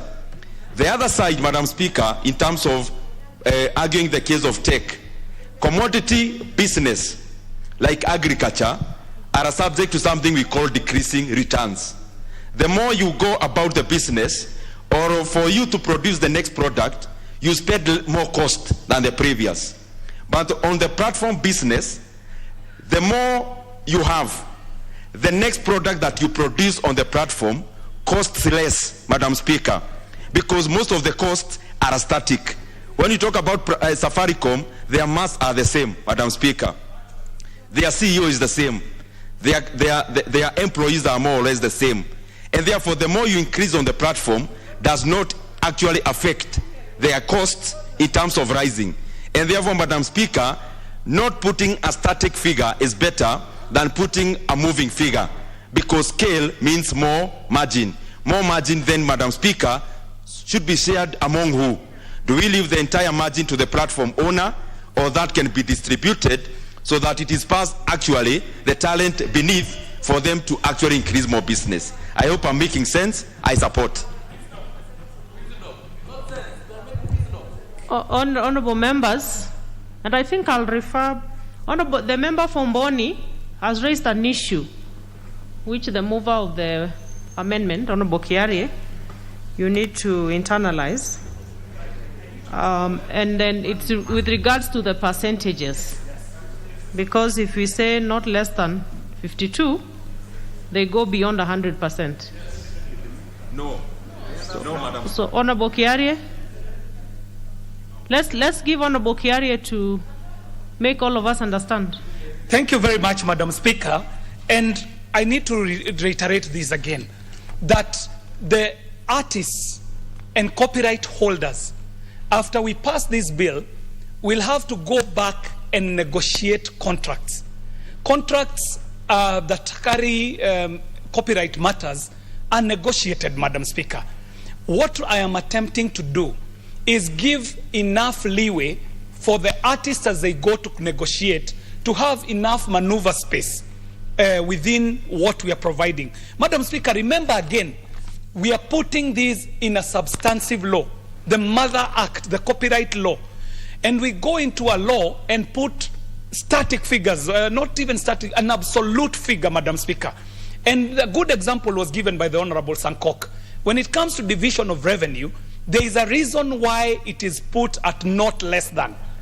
When you move the variables, and for example, it is decided that the negotiation came to 53%.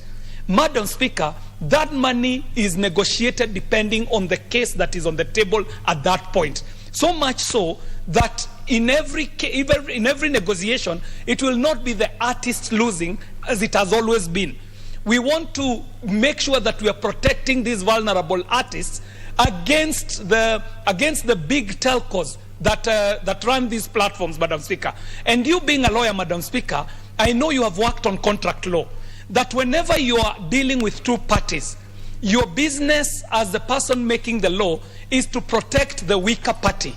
In this case, the weaker party is actually the copyright holder who needs protection from some organizations, some of which are multinationals, Madam Speaker, so that even if there will be a negotiation that goes beyond 52%, Madam Speaker, within the variables that add up to 100%, it can be moved around. And again, Madam Speaker, my attempt at not less than is not to increase. I wish the Honorable Nyamita and the Honorable Kivas would hear this, that putting not less than does not mean that you're increasing the amount of 52%. You're actually just giving more maneuver space for the artists as they go to negotiate their copyright dues. Allow me to give the whip, Honorable Wangwe, and then maybe Chair, I see people still have a lot of interest in it.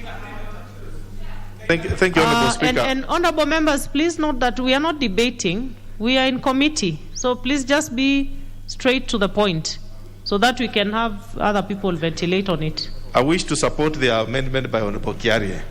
The reason being, Honorable Speaker, as it is today, this suggestion of 52 is not there. We are beginning from 0, and we have already negotiated 52 in the bill. Therefore, meaning, Honorable Speaker, if we make a suggestion that not less than, it means the baseline is going to be 52. And we are allowing room for the platform holders vis-a-vis the artists to negotiate for anything more if it's available. What we are simply doing, we are cushioning the artists not to suffer returns on their investment. Thank you, Honorable Speaker. Honorable Mabonga.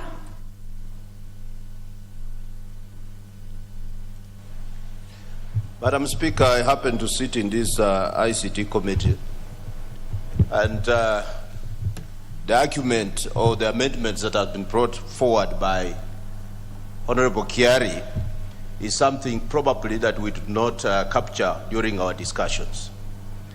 And to me, listening to the Honorable Member, this is something that we need to support. Because listening to all these stakeholders who provide the platforms, business, there are people who are capable to manipulate the system and ensure that people who are suffering down there continue to suffer. So whatsoever that Honorable Kiari is bringing forward, Madam Chair, is just to give room for our local artists that if they have something that has hit the market, they have room for negotiation.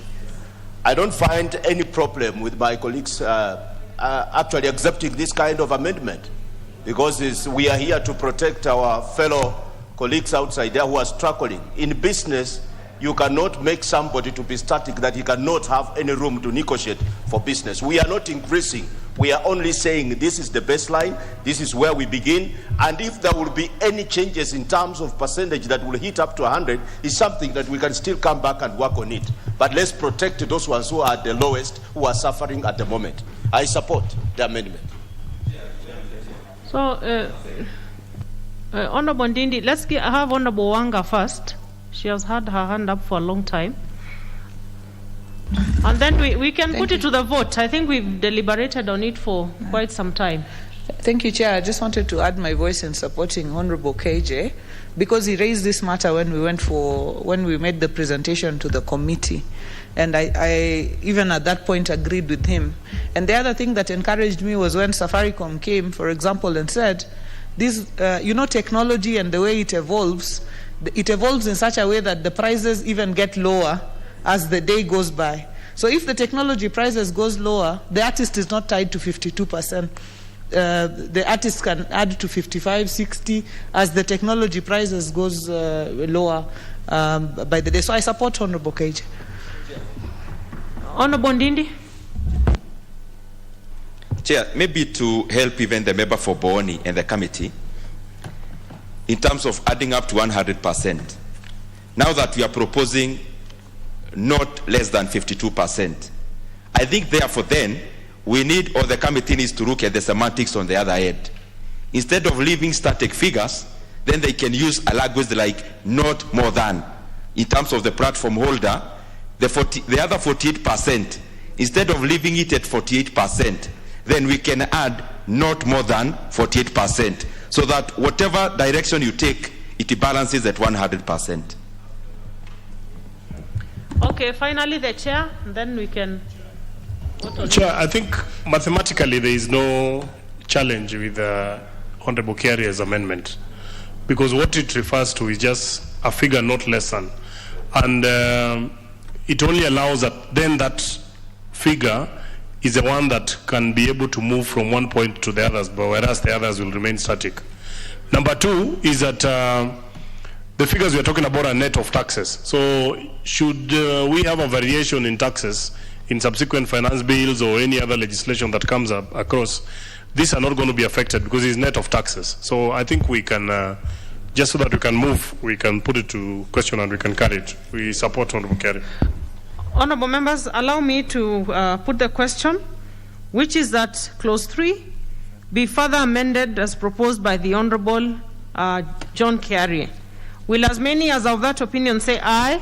Aye. Will as many as of a contrary opinion say nay? The ayes have it. Now let's have the chair moving the other further amendment. Thank you, Chair. I wish to move a further amendment to clause 3 by just inserting that the telecommunication operator shall directly remit to the artist or owner of the copyright the ringback tone, the net revenue share allocated to them as specified in subsection 1. Honorable Chair, during the submissions, one of the things that actually came up is that the artists were struggling to get their payments in time. And sometimes, because there's an intermediary party, you find that the payment comes from the telecommunication provider, it goes to the CSP, and sometimes the CSP does not remit the money to the artist in good time. In fact, one of the artists raised the issue and said that they hadn't received their payment for about 8 months. So what we are providing, and I think the telecommunication provider, Safaricom in this case, were not objected to this one. They said it is okay, because now we have specified the percentages to ensure that the money gets to them because of time value for money, that when they are emitting the money after 30 days, the money that is due to the artist goes to them directly. The one that is due to the CSP or the PRSP, for that matter, then goes to them directly. That's a justification for this additional clause. I propose the question, which is that clause 3 be further amended as proposed by the chair. Honorable Nyasuna. Well, thank you, Honorable Chair. Honorable Chair, I thought Honorable Honorable Chair was going to move the other further amendment, which was on the net revenue, or maybe he's going to move that at. We will go to it. You mean the new one? Yes, it's being worked on. Honorable Chair, I'd like to be clear with Honorable Nyamita, because you know the PRSP, Safaricom does not sign direct contracts with the artists. The contracts are between the PRSP and the artist. Yes, we did raise the issue of payment directly, but I just don't want us to put anything in the bill that would jeopardize the operations between or that will give legal fodder to anybody who does not want to remit the monies. So I wanted to beg the Honorable Nyamita that while this is a progressive amendment, we could consider shelving it for now, because I suspect that if Safaricom does not want to oblige to the new terms, they will just move in and say, look, we have no direct relationship with the artist, and this bill is telling us to pay the artist directly, and therefore we are in a quagmire in that sense, and therefore hold back implementation of these very, very important provisions. So I'd like to really request the committee that already what we are doing is not making the corporates happy, because they're happier to have more money. So if you give them any loophole, they're likely to hold back just on the basis of that loophole, which is that they have no direct contract, and nothing in this bill is giving them any direct link with the artist. So I don't know what the committee has to say about that. Chair? Honorable Chair, and I hear Honorable Gladys. However, during the deliberations of the telecoms provider, they were not opposed to this one. In fact, in actual sense, this amendment will help them. You will note that they were being blind to what is happening behind, because then there's been a ping-pong game between the CSPs and the artists, that when Safaricom says they pay on time, and Honorable Chair, we have no reason not to believe them. They pay on time at the end of every 30 days to the CSPs.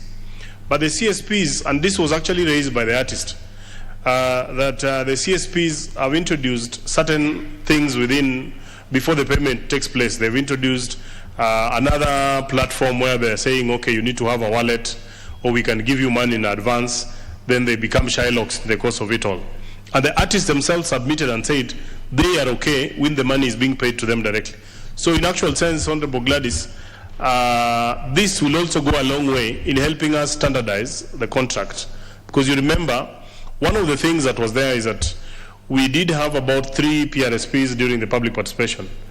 2 of them said that the money they retain is about 8.5%, whereas one artist said that the money he gets is 50% of what has actually been remitted from Safaricom. They did not even know that 40% as Safaricom had alluded. So in their final submission, and we have it on record, Honorable Gladys, so I don't think there's anything to worry. They say their platform allows them to actually remit the money. That should suffice. Honorable Kiarie?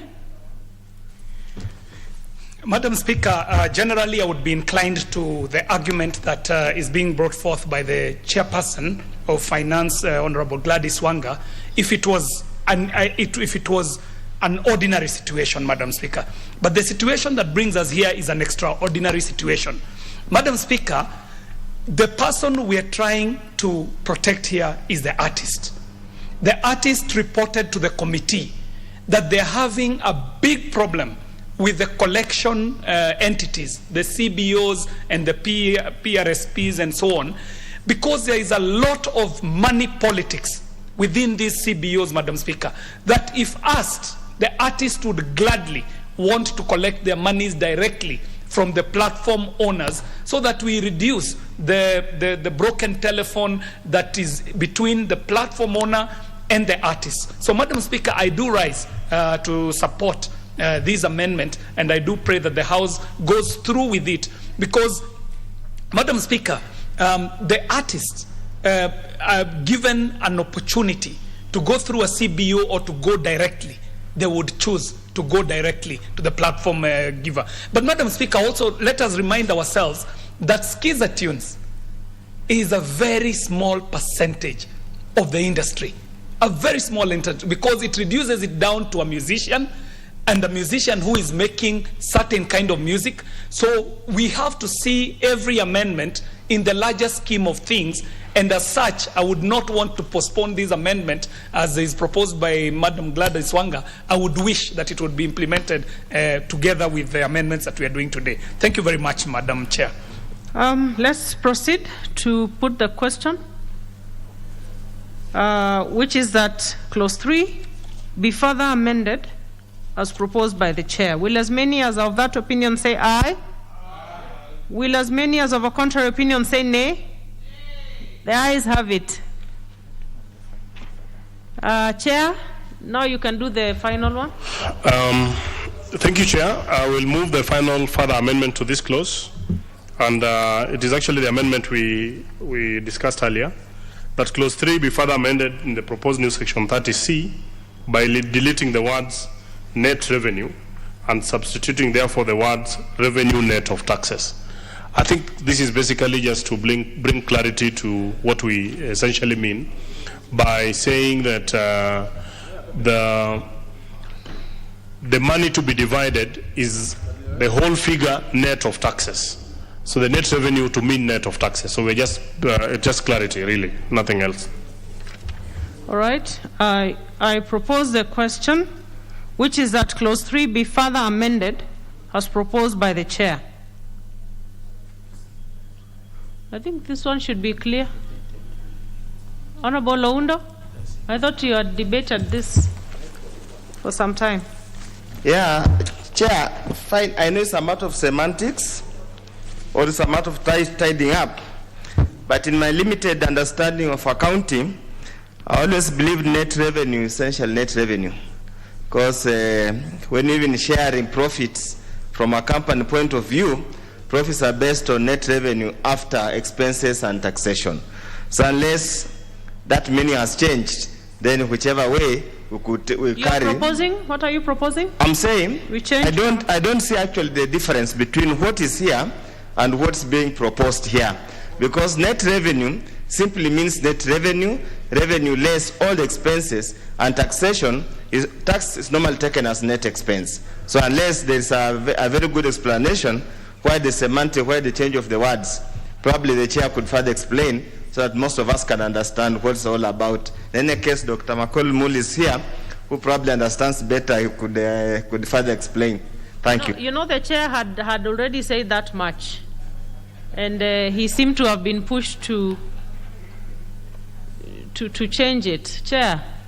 I think it was just for clarity, because what we mean, let us talk about what we mean to achieve with this bill, is that we want the revenue to be shared to be that revenue net of taxes. Yeah, so net of taxes. It shouldn't have any and that's what was originally, but because members, you know, this is a house of debate, and because many members were thinking that we included to be more clear as net of taxes. But what he is speaking about is actually my earlier suggestion, but we'll just put net of taxes. Maybe Honorable Makali Mulu, is it a very grave matter of semantics to warrant the chair to now withdraw it again? Thank you, Madam Chair. I think, Madam Chair, what Honorable Yamita is explaining and what he is saying are two different things. If the idea is to share the money which remains after netting off taxes and other expenses, you can't say revenue less taxes only, because then the other expenses will not be taken care of. But I think what he wants to say is that after taking care of the expenses and then the taxes, whatever remains is what you share. So that should just be net revenue, which means you take care of taxes, because taxes are statutory requirement, it must be removed. Then you remove the expenses. So it depends on what Honorable Nyamita wants to do. So do you want, Honorable Nyamita, can you be clear? Do you want to share revenue which remains after netting of taxes and expenses, or do you want to share only net taxes? Because if you net only taxes, then expenses will not be removed from the revenue. Okay, I think Honorable Wanga is the one who put us into this, or rather put the members into this. So you need to clarify whether it's just net of taxes or net of taxes and net of expenses together. Thank you, Chair. The reason we are even adding what we are adding is because we want it to be net of taxes alone. That is the point. Otherwise, we would have left it as it is, which was net revenue, where you could even add expenses or every other thing and net it off. But the reason we are specifying it is because we want the 1 shilling and 50 cents to be net of taxes. Expenses, you now pay for yourself based on now what you have received. Yeah. I think that clarifies this. So let's close it, because we have dwelt on it for long. And I go on to put the question, which is that clause 3 be further amended as proposed by the chair. Will as many as of that opinion say aye? Aye. Will as many as of a contrary opinion say nay? The ayes have it. I go on to put the global question, which is that clause 3 as amended be part of the bill. Will as many as of that opinion say aye? Aye. Will as many as of a contrary opinion say nay? The ayes have it. Clause 4. The Honorable Chair,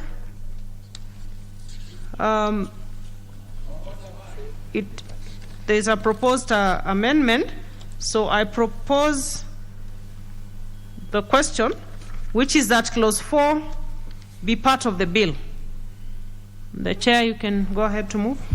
Thank you, Chair. I want to propose that clause 4 be part of the bill as stipulated in the order paper.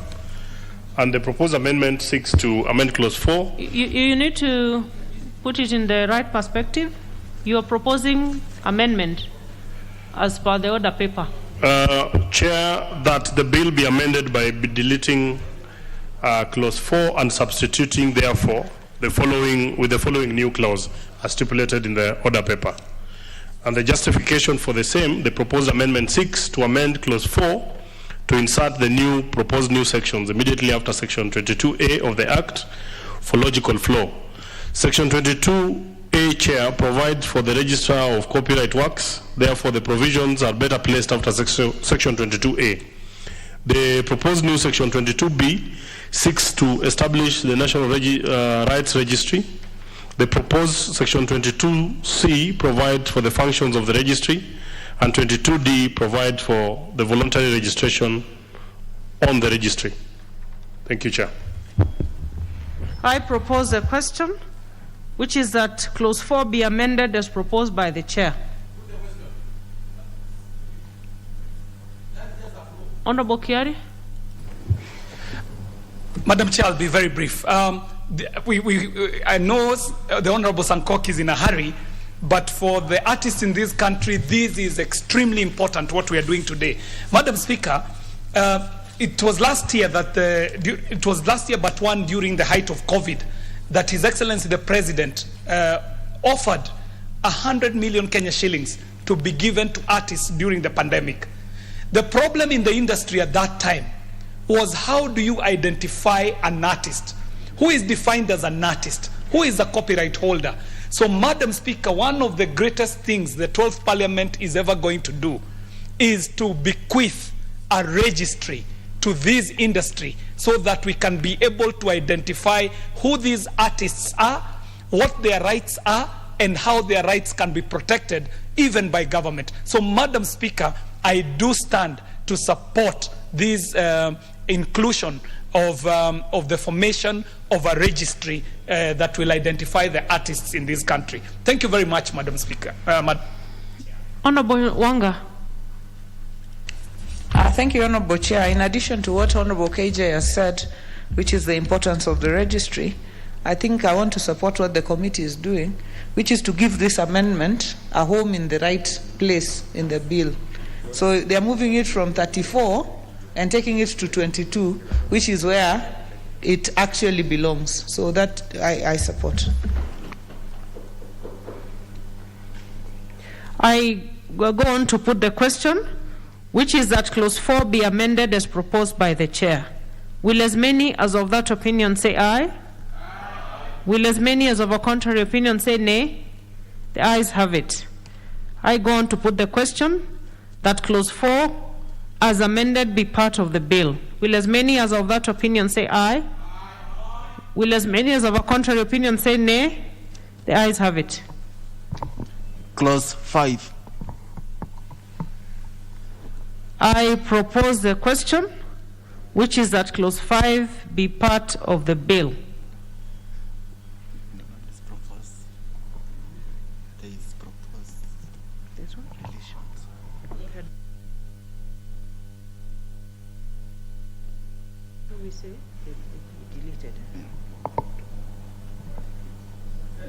Okay. Honorable Chair. Chair, I move that clause 5 of the bill be deleted, and the justification for the same is that the proposed deletions are the proposed deletions first are as follows, Madam Chair. Section 35B of the Act is an important progressive provision that is fairly recent in the need of implementation and should therefore be retained. Section 35B of the Copyright Act deals with the takedown notices issued to internet service providers, requiring them to remove infringing content. The sponsor of the bill agreed to delete clauses 5, 6, 7 of the bill, noting that the proposed repeal of Section 35B, Section 35C, 35D of the Copyright Act will negate the main object of this bill. Chair, during the presentations, other than the withdrawal by the chair, she also did report to the committee that these proposed amendments were not originally hers and had actually been proposed by another member, but in the interest of procedures in this House, they both agreed to amalgamate them into one bill. And because this was really to improve the welfare of the artists, this particular one was actually giving with the right and taking it to the left. So she agreed to drop that part of the bill. Thank you. I propose the question, which is that clause 5 be deleted as proposed by the chair. Honorable Wanga. Thank you, Honorable Chair. And just as has been said by the chair, for the record, I would like to state that as I committed in the committee, and they have moved to drop these amendments. These amendments were not originally part of my proposals, which were to create the national registry and to increase the skiza tunes. But because of the processes and procedures, the former chair of the ICT committee, Honorable Kisang, was carrying these amendments. So we agreed that we could carry them on my bill, and he said that they were due to alignment with court procedures. So, Honorable Chair, I want to state for the record that these amendments are not progressive. They are retrogressive, and therefore we cannot carry them in a bill that is meant to protect artists. Because if you remove the takedown agreements, then now you are not helping the artists anymore. So we cannot have them in the bill. So I dropped them, and I'm supporting the committee in deleting those provisions. Honorable Sankok. I'm a very happy man today, and Honorable Gladys Wanga. No wonder you'll become the governor of Homa Bay. This is why Eric Omondi was locked in a cage here around Parliament building, and I had the key, and I went to open him up and release, because Honorable Gladys Wanga Nyasukuta had promised that this one will be deleted because, Nyasuna, because we cannot give the artist from the right hand and take from the left hand. And today, I think Honorable Gladys Wanga have done great service to the artist. Honorable Speaker, we need to protect against piracy and pornography. And by deleting this one, Honorable Speaker, we will have cured and even protect ourselves from terrorism, Honorable Speaker. So, Honorable Speaker, by deleting Clause 5, we have really done a lot of service to our artists. And wherever Eric Omondi is and other artists are very happy, Honorable Speaker. And Honorable Gladys Wanga, I'm sure we are all supporting you on this, and we really thank the committee for doing this. Thank you very much. I support. Honorable Gishimu. Sorry. Thank you, Chair. I also support the Chair, because this is an amendment that had been passed under the Copyright Act. And instead of having a progressive law in terms of protecting the interests of the artist, this particular amendment was taking it away. So I think it's a good one. We should retain it and move forward to protect and take care of the welfare and interests of the artist. Thank you. Honorable Oundo. Thank you. Chair, I also support the amendments proposed by the committee and supported by the sponsor of the bill. Essentially, Honorable Speaker, in this country where plagiarism carries the day, there must be a way when we can put to account anybody who infringes on personal rights or something like that. Honorable Speaker, you have had quite a number of some of these, even some musicians themselves. They copy shamelessly others musicians' tunes and try to make them their own. Honorable Speaker, many times you will go for these one-man guitars. They copy and plagiarize other artists' works. So we must find a way they not earn any income from such plagiarism. Thank you, Chair. Honorable Kiari.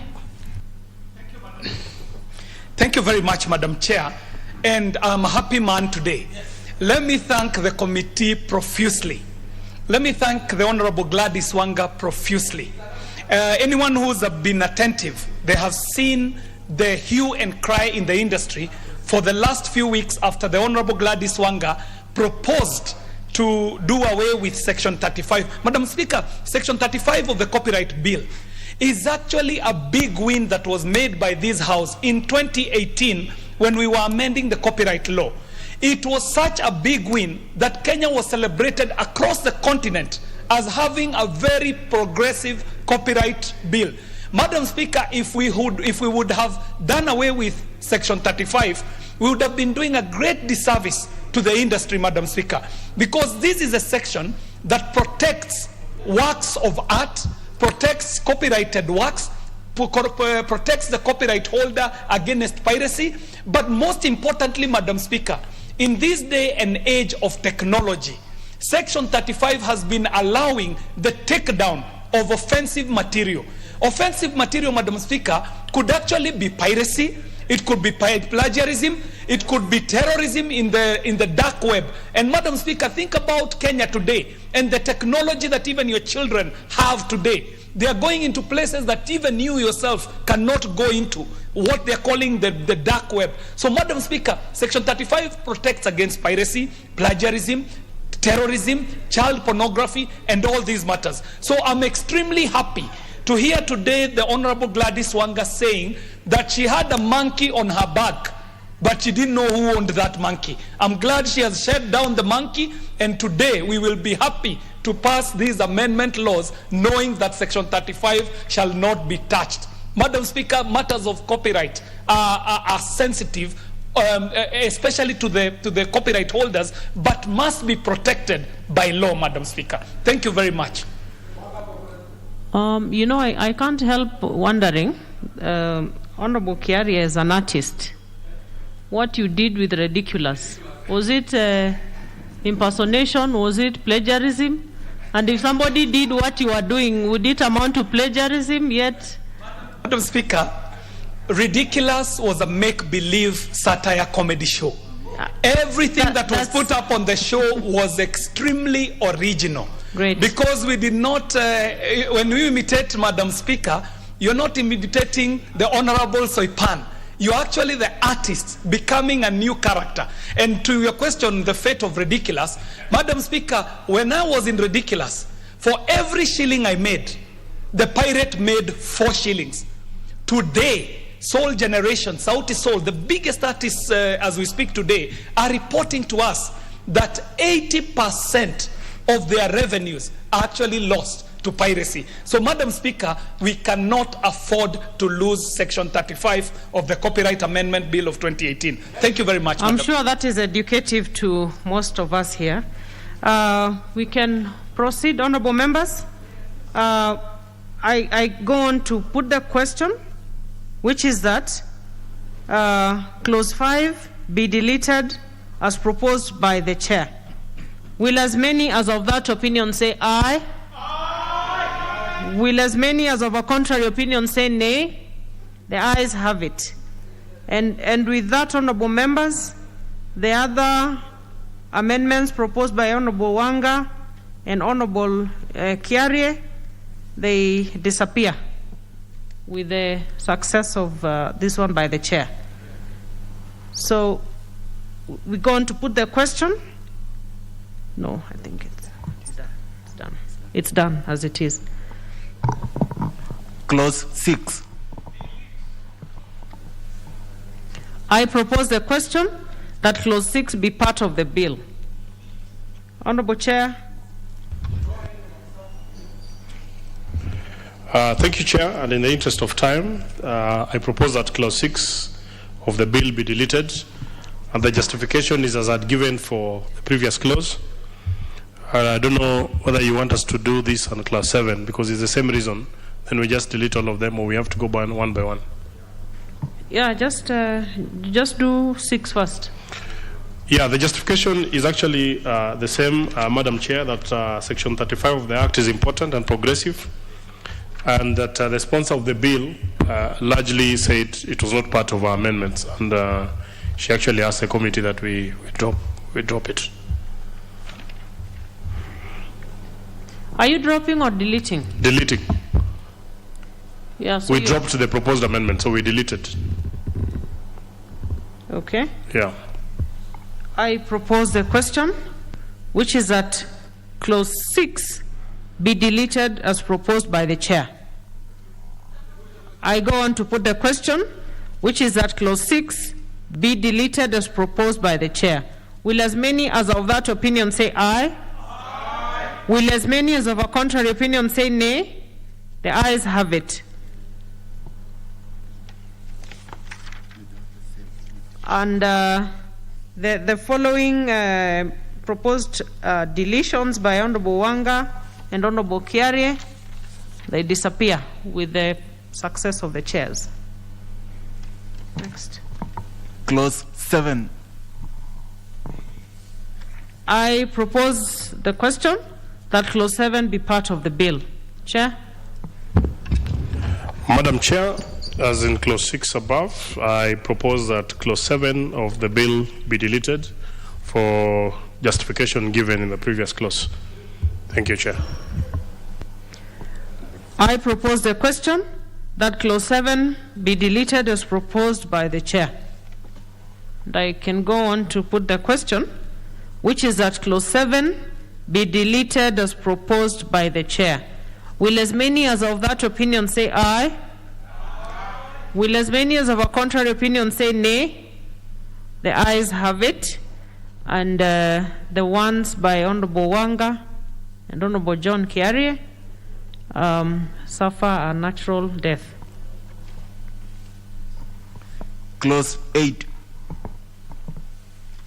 I propose the question that clause 8 be part of the bill. Chair?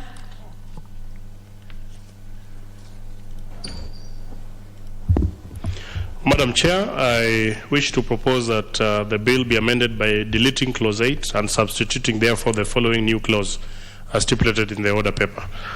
The reason for this, Madam Chair, is basically to amend clause 8 for logical flow, nothing material.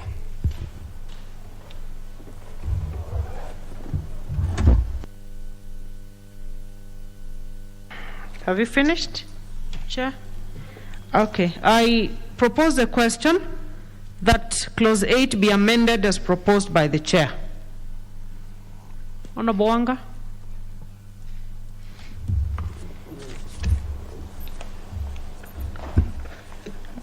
Thank you, Honorable Chair. Honorable Chair, I see a difference between what is being proposed and what is on the bill, because the bill speaks to the Cabinet Secretary prescribing the items that have been listed. But the new subsection, or is it already up there saying the Cabinet Secretary shall prescribe and then just adding 4A, 4B, 4C, and 4D? Probably that's the case. I support.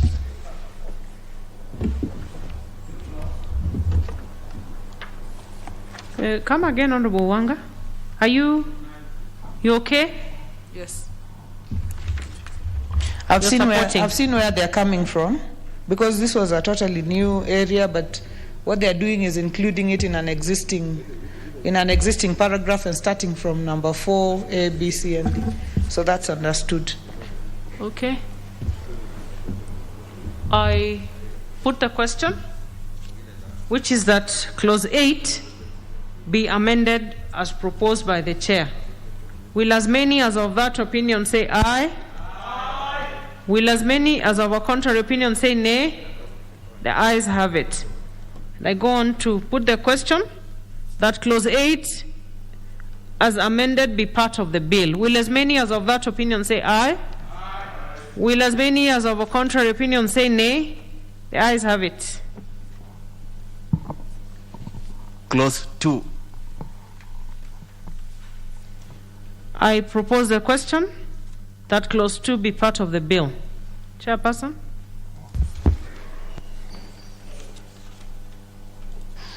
Madam Chair, thank you. I wish to propose that clause 2 of the bill be amended as stipulated in the order paper. And the justification, the proposed amendment seeks to make a correct cross-reference to the provision seeking to establish the National Rights Registry arising from the proposed amendment to clause 4 of the bill. Further, it corrects the typographical errors and provides for a definition of artist and premium rate service providers as they've been used in clause 3 of the bill. So it's really just for the hygiene. I propose the question that clause 2 be amended as proposed by the Chair. Honorable Kiaria? Madam Speaker, I'm rising to support this amendment, and I wanted to just make a closing remark, Madam Chair, that even looking at what we are doing this afternoon tells you that there is a lot of work to be done in the copyright space, Madam Speaker. So allow me this 1 minute to just plead with the government, Madam Speaker. We are doing a copyright law in a country where we do not have an intellectual properties policy.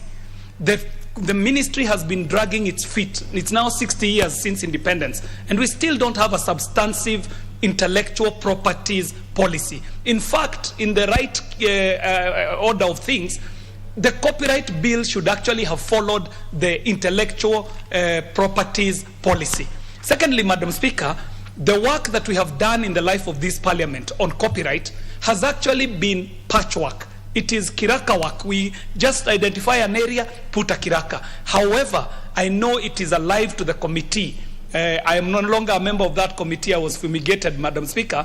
But I know it is alive to the committee that we need an entire new, robust copyright law. And I do wish that the members of that committee would actually do a good report that even if it was not done in the life of this parliament, the next committee of ICI, Information, Communication and Innovation, will find in their entry a proper report recommending the overhaul of the copyright bill in its entirety, so that we get a new, modern and good law that speaks to the times of today. So thank you very much, Madam Chair, for according me that opportunity. I do believe that we need an entire new copyright law for this country and an intellectual properties policy from the ministry. Thank you very much, Madam Chair. Honorable Loundo.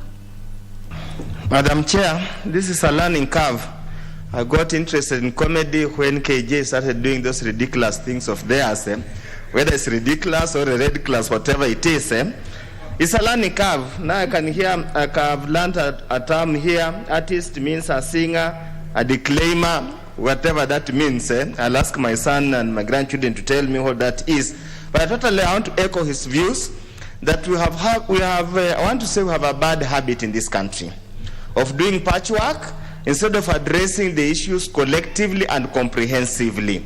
Indeed, the amendments that are here are addressing one single aspect of such a complicated matter or a complicated sphere that requires a very comprehensive and robust approach to ensure that whatever is happening is anchored into something. We are going to the world, it's seen all over the world. It's the artists, the singers, who are the richest and the most prominent people. We must find a way to safeguard and ring fence their income so that when they retire or when they die, when they retire, they cannot sing, they cannot dance. We don't have the same problem we're having all over. They can't pay for medical bills, they die destitute, they die badly. Honorable Speaker, Madam Chair, there are very many artists we used to envy. We used to listen to their music, we used to dance to their music. But when you meet them on the streets of Nairobi, Madam Chair, you get embarrassed. You feel sorry that these people who made you happy at that particular time, and many of these guys who are here, my age mate, probably found their wives in dancing halls when those guys were singing for them. Now you are happily married, you have children, and the guys who made you get a wife, who made you get happiness, who made you enjoy the fruits of life, are languishing in poverty, and yet we just pass them and we don't bother to check. Honorable Speaker, Chair, I support, and I hope in the fullness of time, as KG has stated, the committee will at their own volition initiate a process of having a comprehensive policy. Thank you, Honorable Chair. Honorable Sankok. Thank you very much, Honorable Speaker. And Honorable KJ, have really aroused our emotions, Honorable Speaker. First of all, I used to view ridiculous and Red Corner while I was in the University of Nairobi, and it was in Kenyatta University. And it actually was a very nice show that all of us were very happy. And we are saddened that he used to earn 1 shilling while copyright characters earn more than 4 shillings. Honorable Chair, and I think Honorable Wanga and the committee should now take up from Honorable Kiari and maybe consult him. Even if he was kicked out or fumigated from the committee, he should they should borrow some knowledge from him on the issue of intellectual property policy. Honorable Chair, I invented the knife sharpener using the physics principle of a bigger circle rotating a smaller circle, and aware that all my community mates, that's the Maasai, everybody have a sword.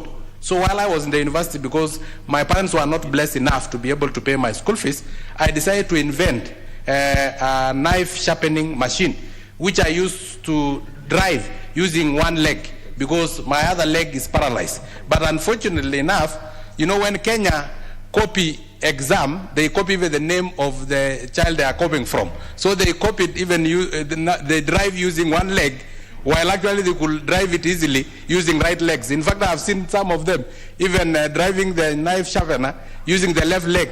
They are not aware that it was because my right leg was paralyzed, but naturally it is a right leg that is stronger. So, Honorable Speaker, if there was this intellectual property policy in Kenya, then I would have been benefiting even up to now.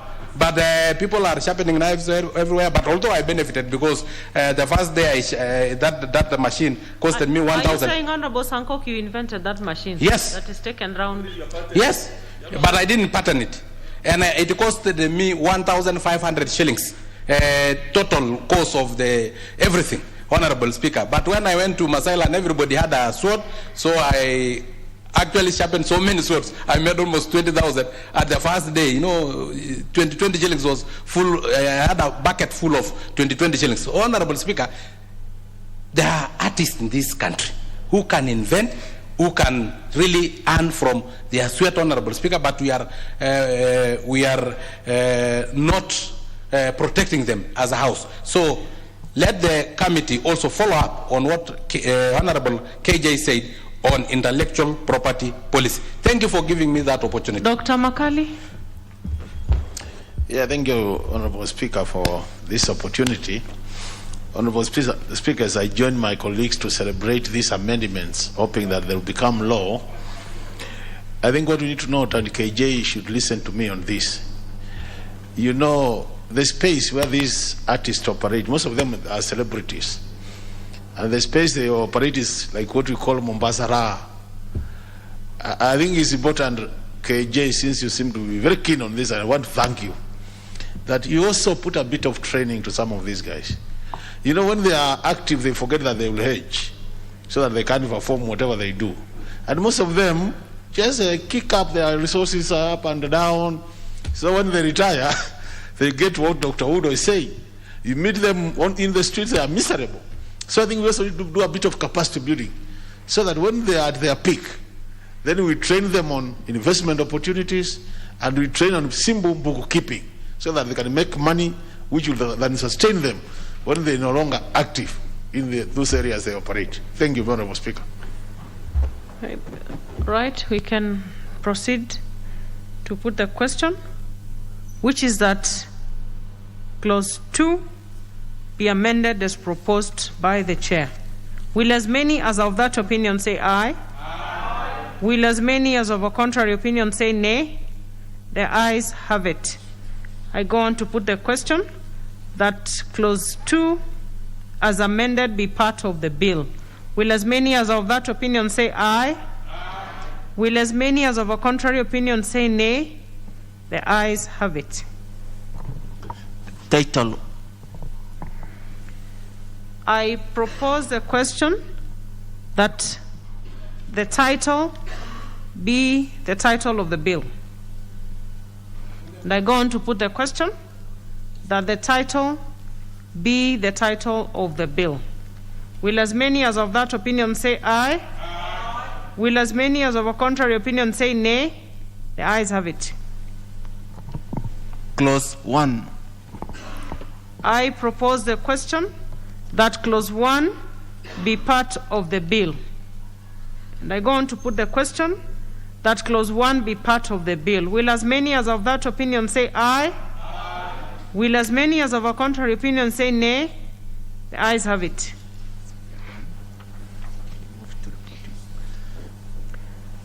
I now call upon the mover to move reporting.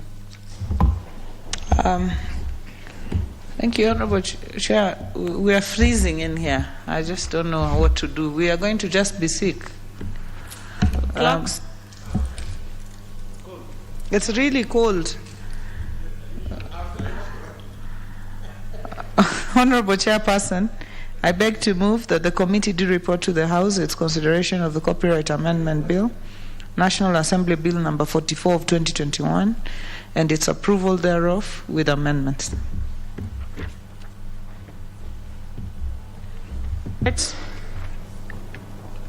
I go on to put the question for reporting, which is that the committee do report to the House its consideration of the Copyright Amendment Bill, National Assembly Bill number 44 of 2021, and its approval thereof with amendments.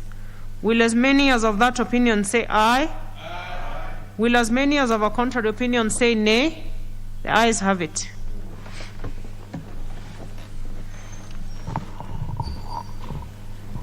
Honorable members, Madam Speaker,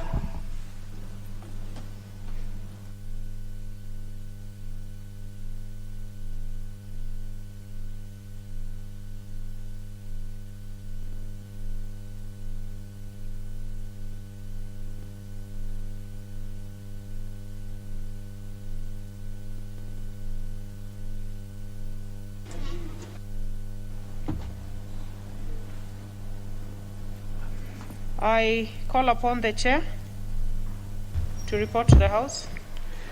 Thank you, Honorable Speaker. Honorable Speaker, I beg to report that the Committee of the Whole House has considered the Copyright Amendment Bill, National Assembly Bill number 44 of 2021, and approved the same with amendments. The mover to move agreement with the report.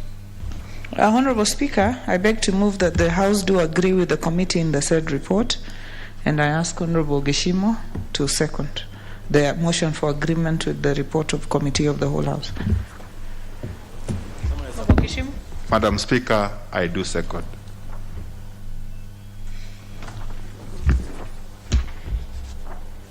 Honorable members, I propose a question, which is that the House do agree with the committee in the said report.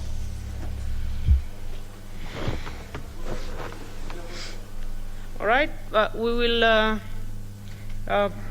defer the putting of the question until we are properly constituted.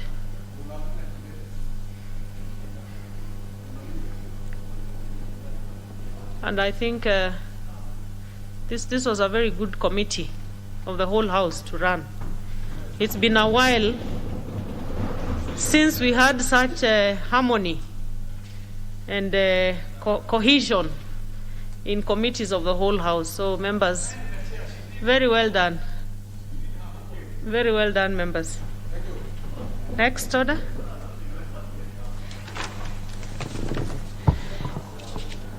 Order number 10, the Coffee Bill, Senate Bill number 22 of 2020, second reading.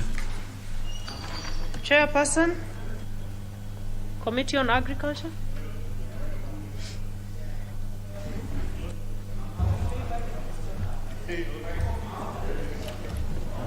Thank you, Madam Speaker. I beg to move that the Coffee Bill 2020, Senate Bill number 22 of 2020, be now read a second time. By way of introducing, can I proceed? Yes, Chair. Oh, Proceed. thank you. Madam Speaker, the Coffee Bill 2020, Senate Bill number 22 of 2020, sponsored by Senator Njiru Ndwiga, Chairperson of the Senate Committee of Agriculture, Livestock and Fisheries, was passed by the Senate with amendments on 5th. Honorable Sanko, what's out of order?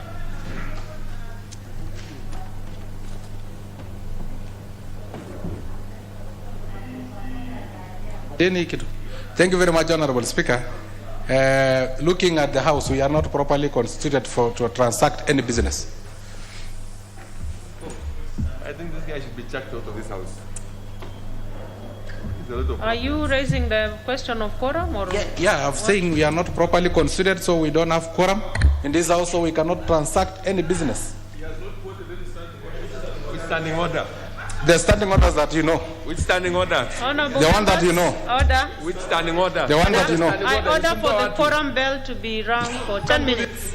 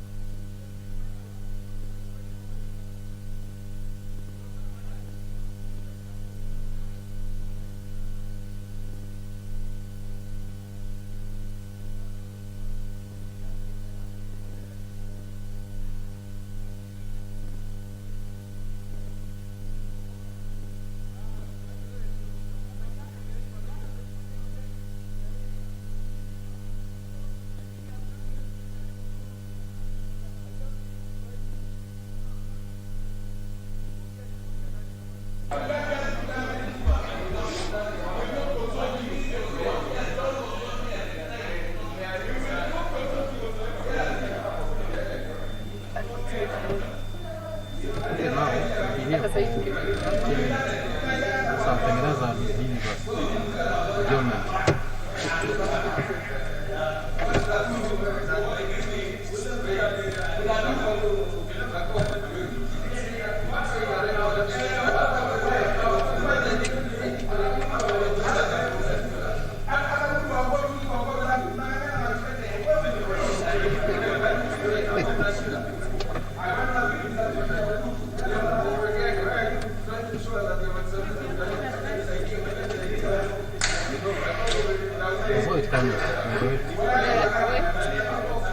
No, the moment is that point of order. Oh yeah, that's what, yeah.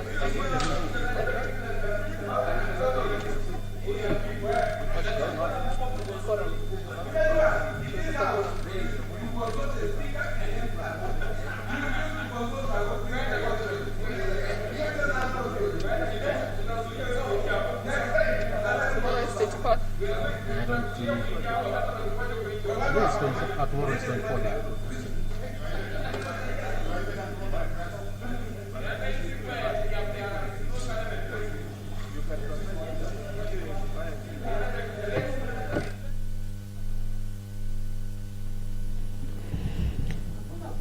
Honorable Soipan Tuya, currently overseeing the business of the House at the moment, has just directed for the quorum bell to be rung for more members to get into the chamber.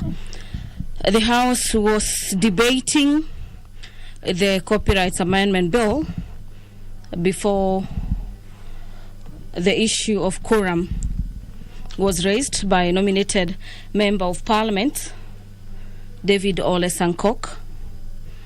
Members have been debating that particular bill and they could not vote, which is normally putting the question on the bill. This is owing to the fact that the House doesn't have the requisite numbers to take a vote. The Copyright Amendment Bill 2021 seeks to amend the Copyright Act by repealing Section 35B to Section 35D, which provides for the notice and taking down procedures, the role of the internet service providers, and judicial reliefs for copyright infringement, respectively.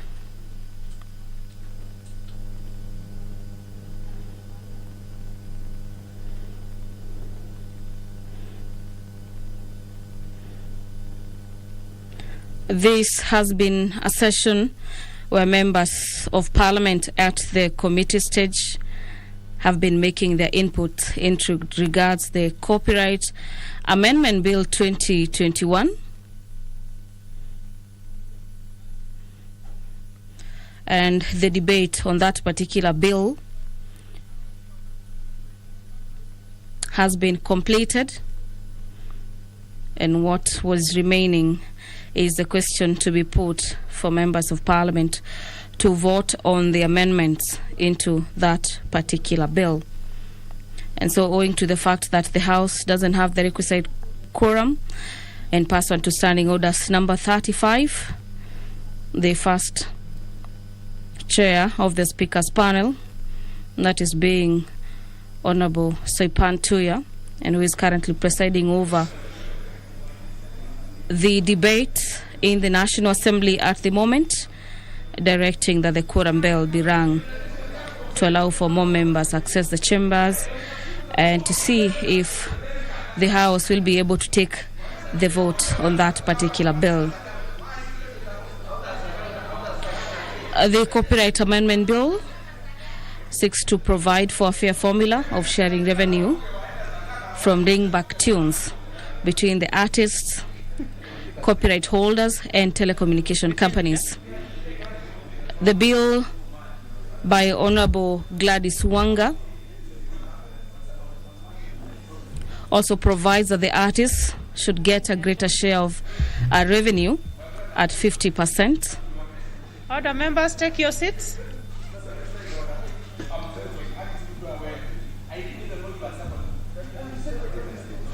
Take your seats.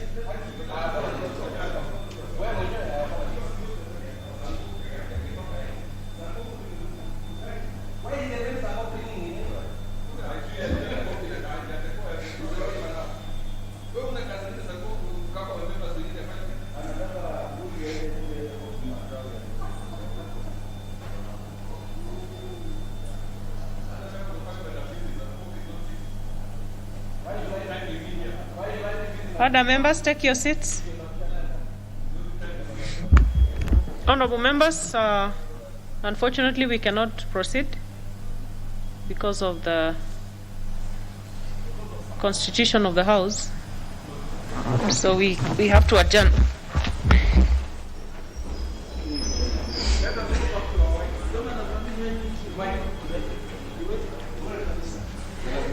Honorable members, the time being 5:17 p.m., this House stands adjourned until Thursday, 24th February 2022 at 2:30 p.m.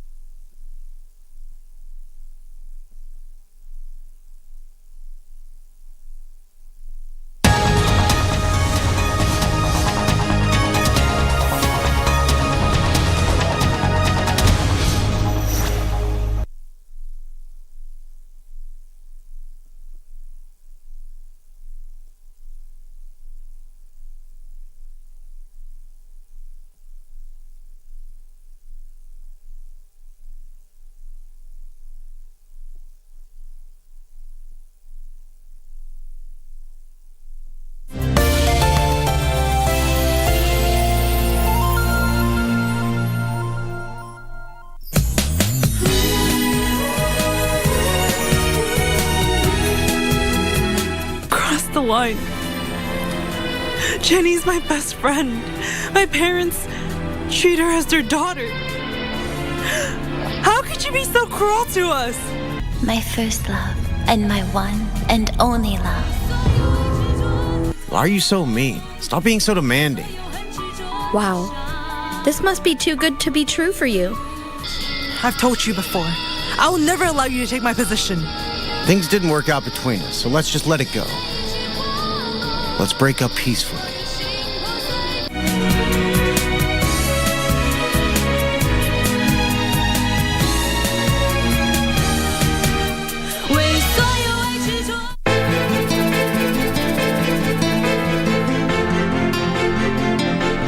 Nataka niende niwe kule karibu ili Babu Tunde akinihitaji mimi niwe wa msaada kwake. Nimekataa, hakuna kwenda kijijini.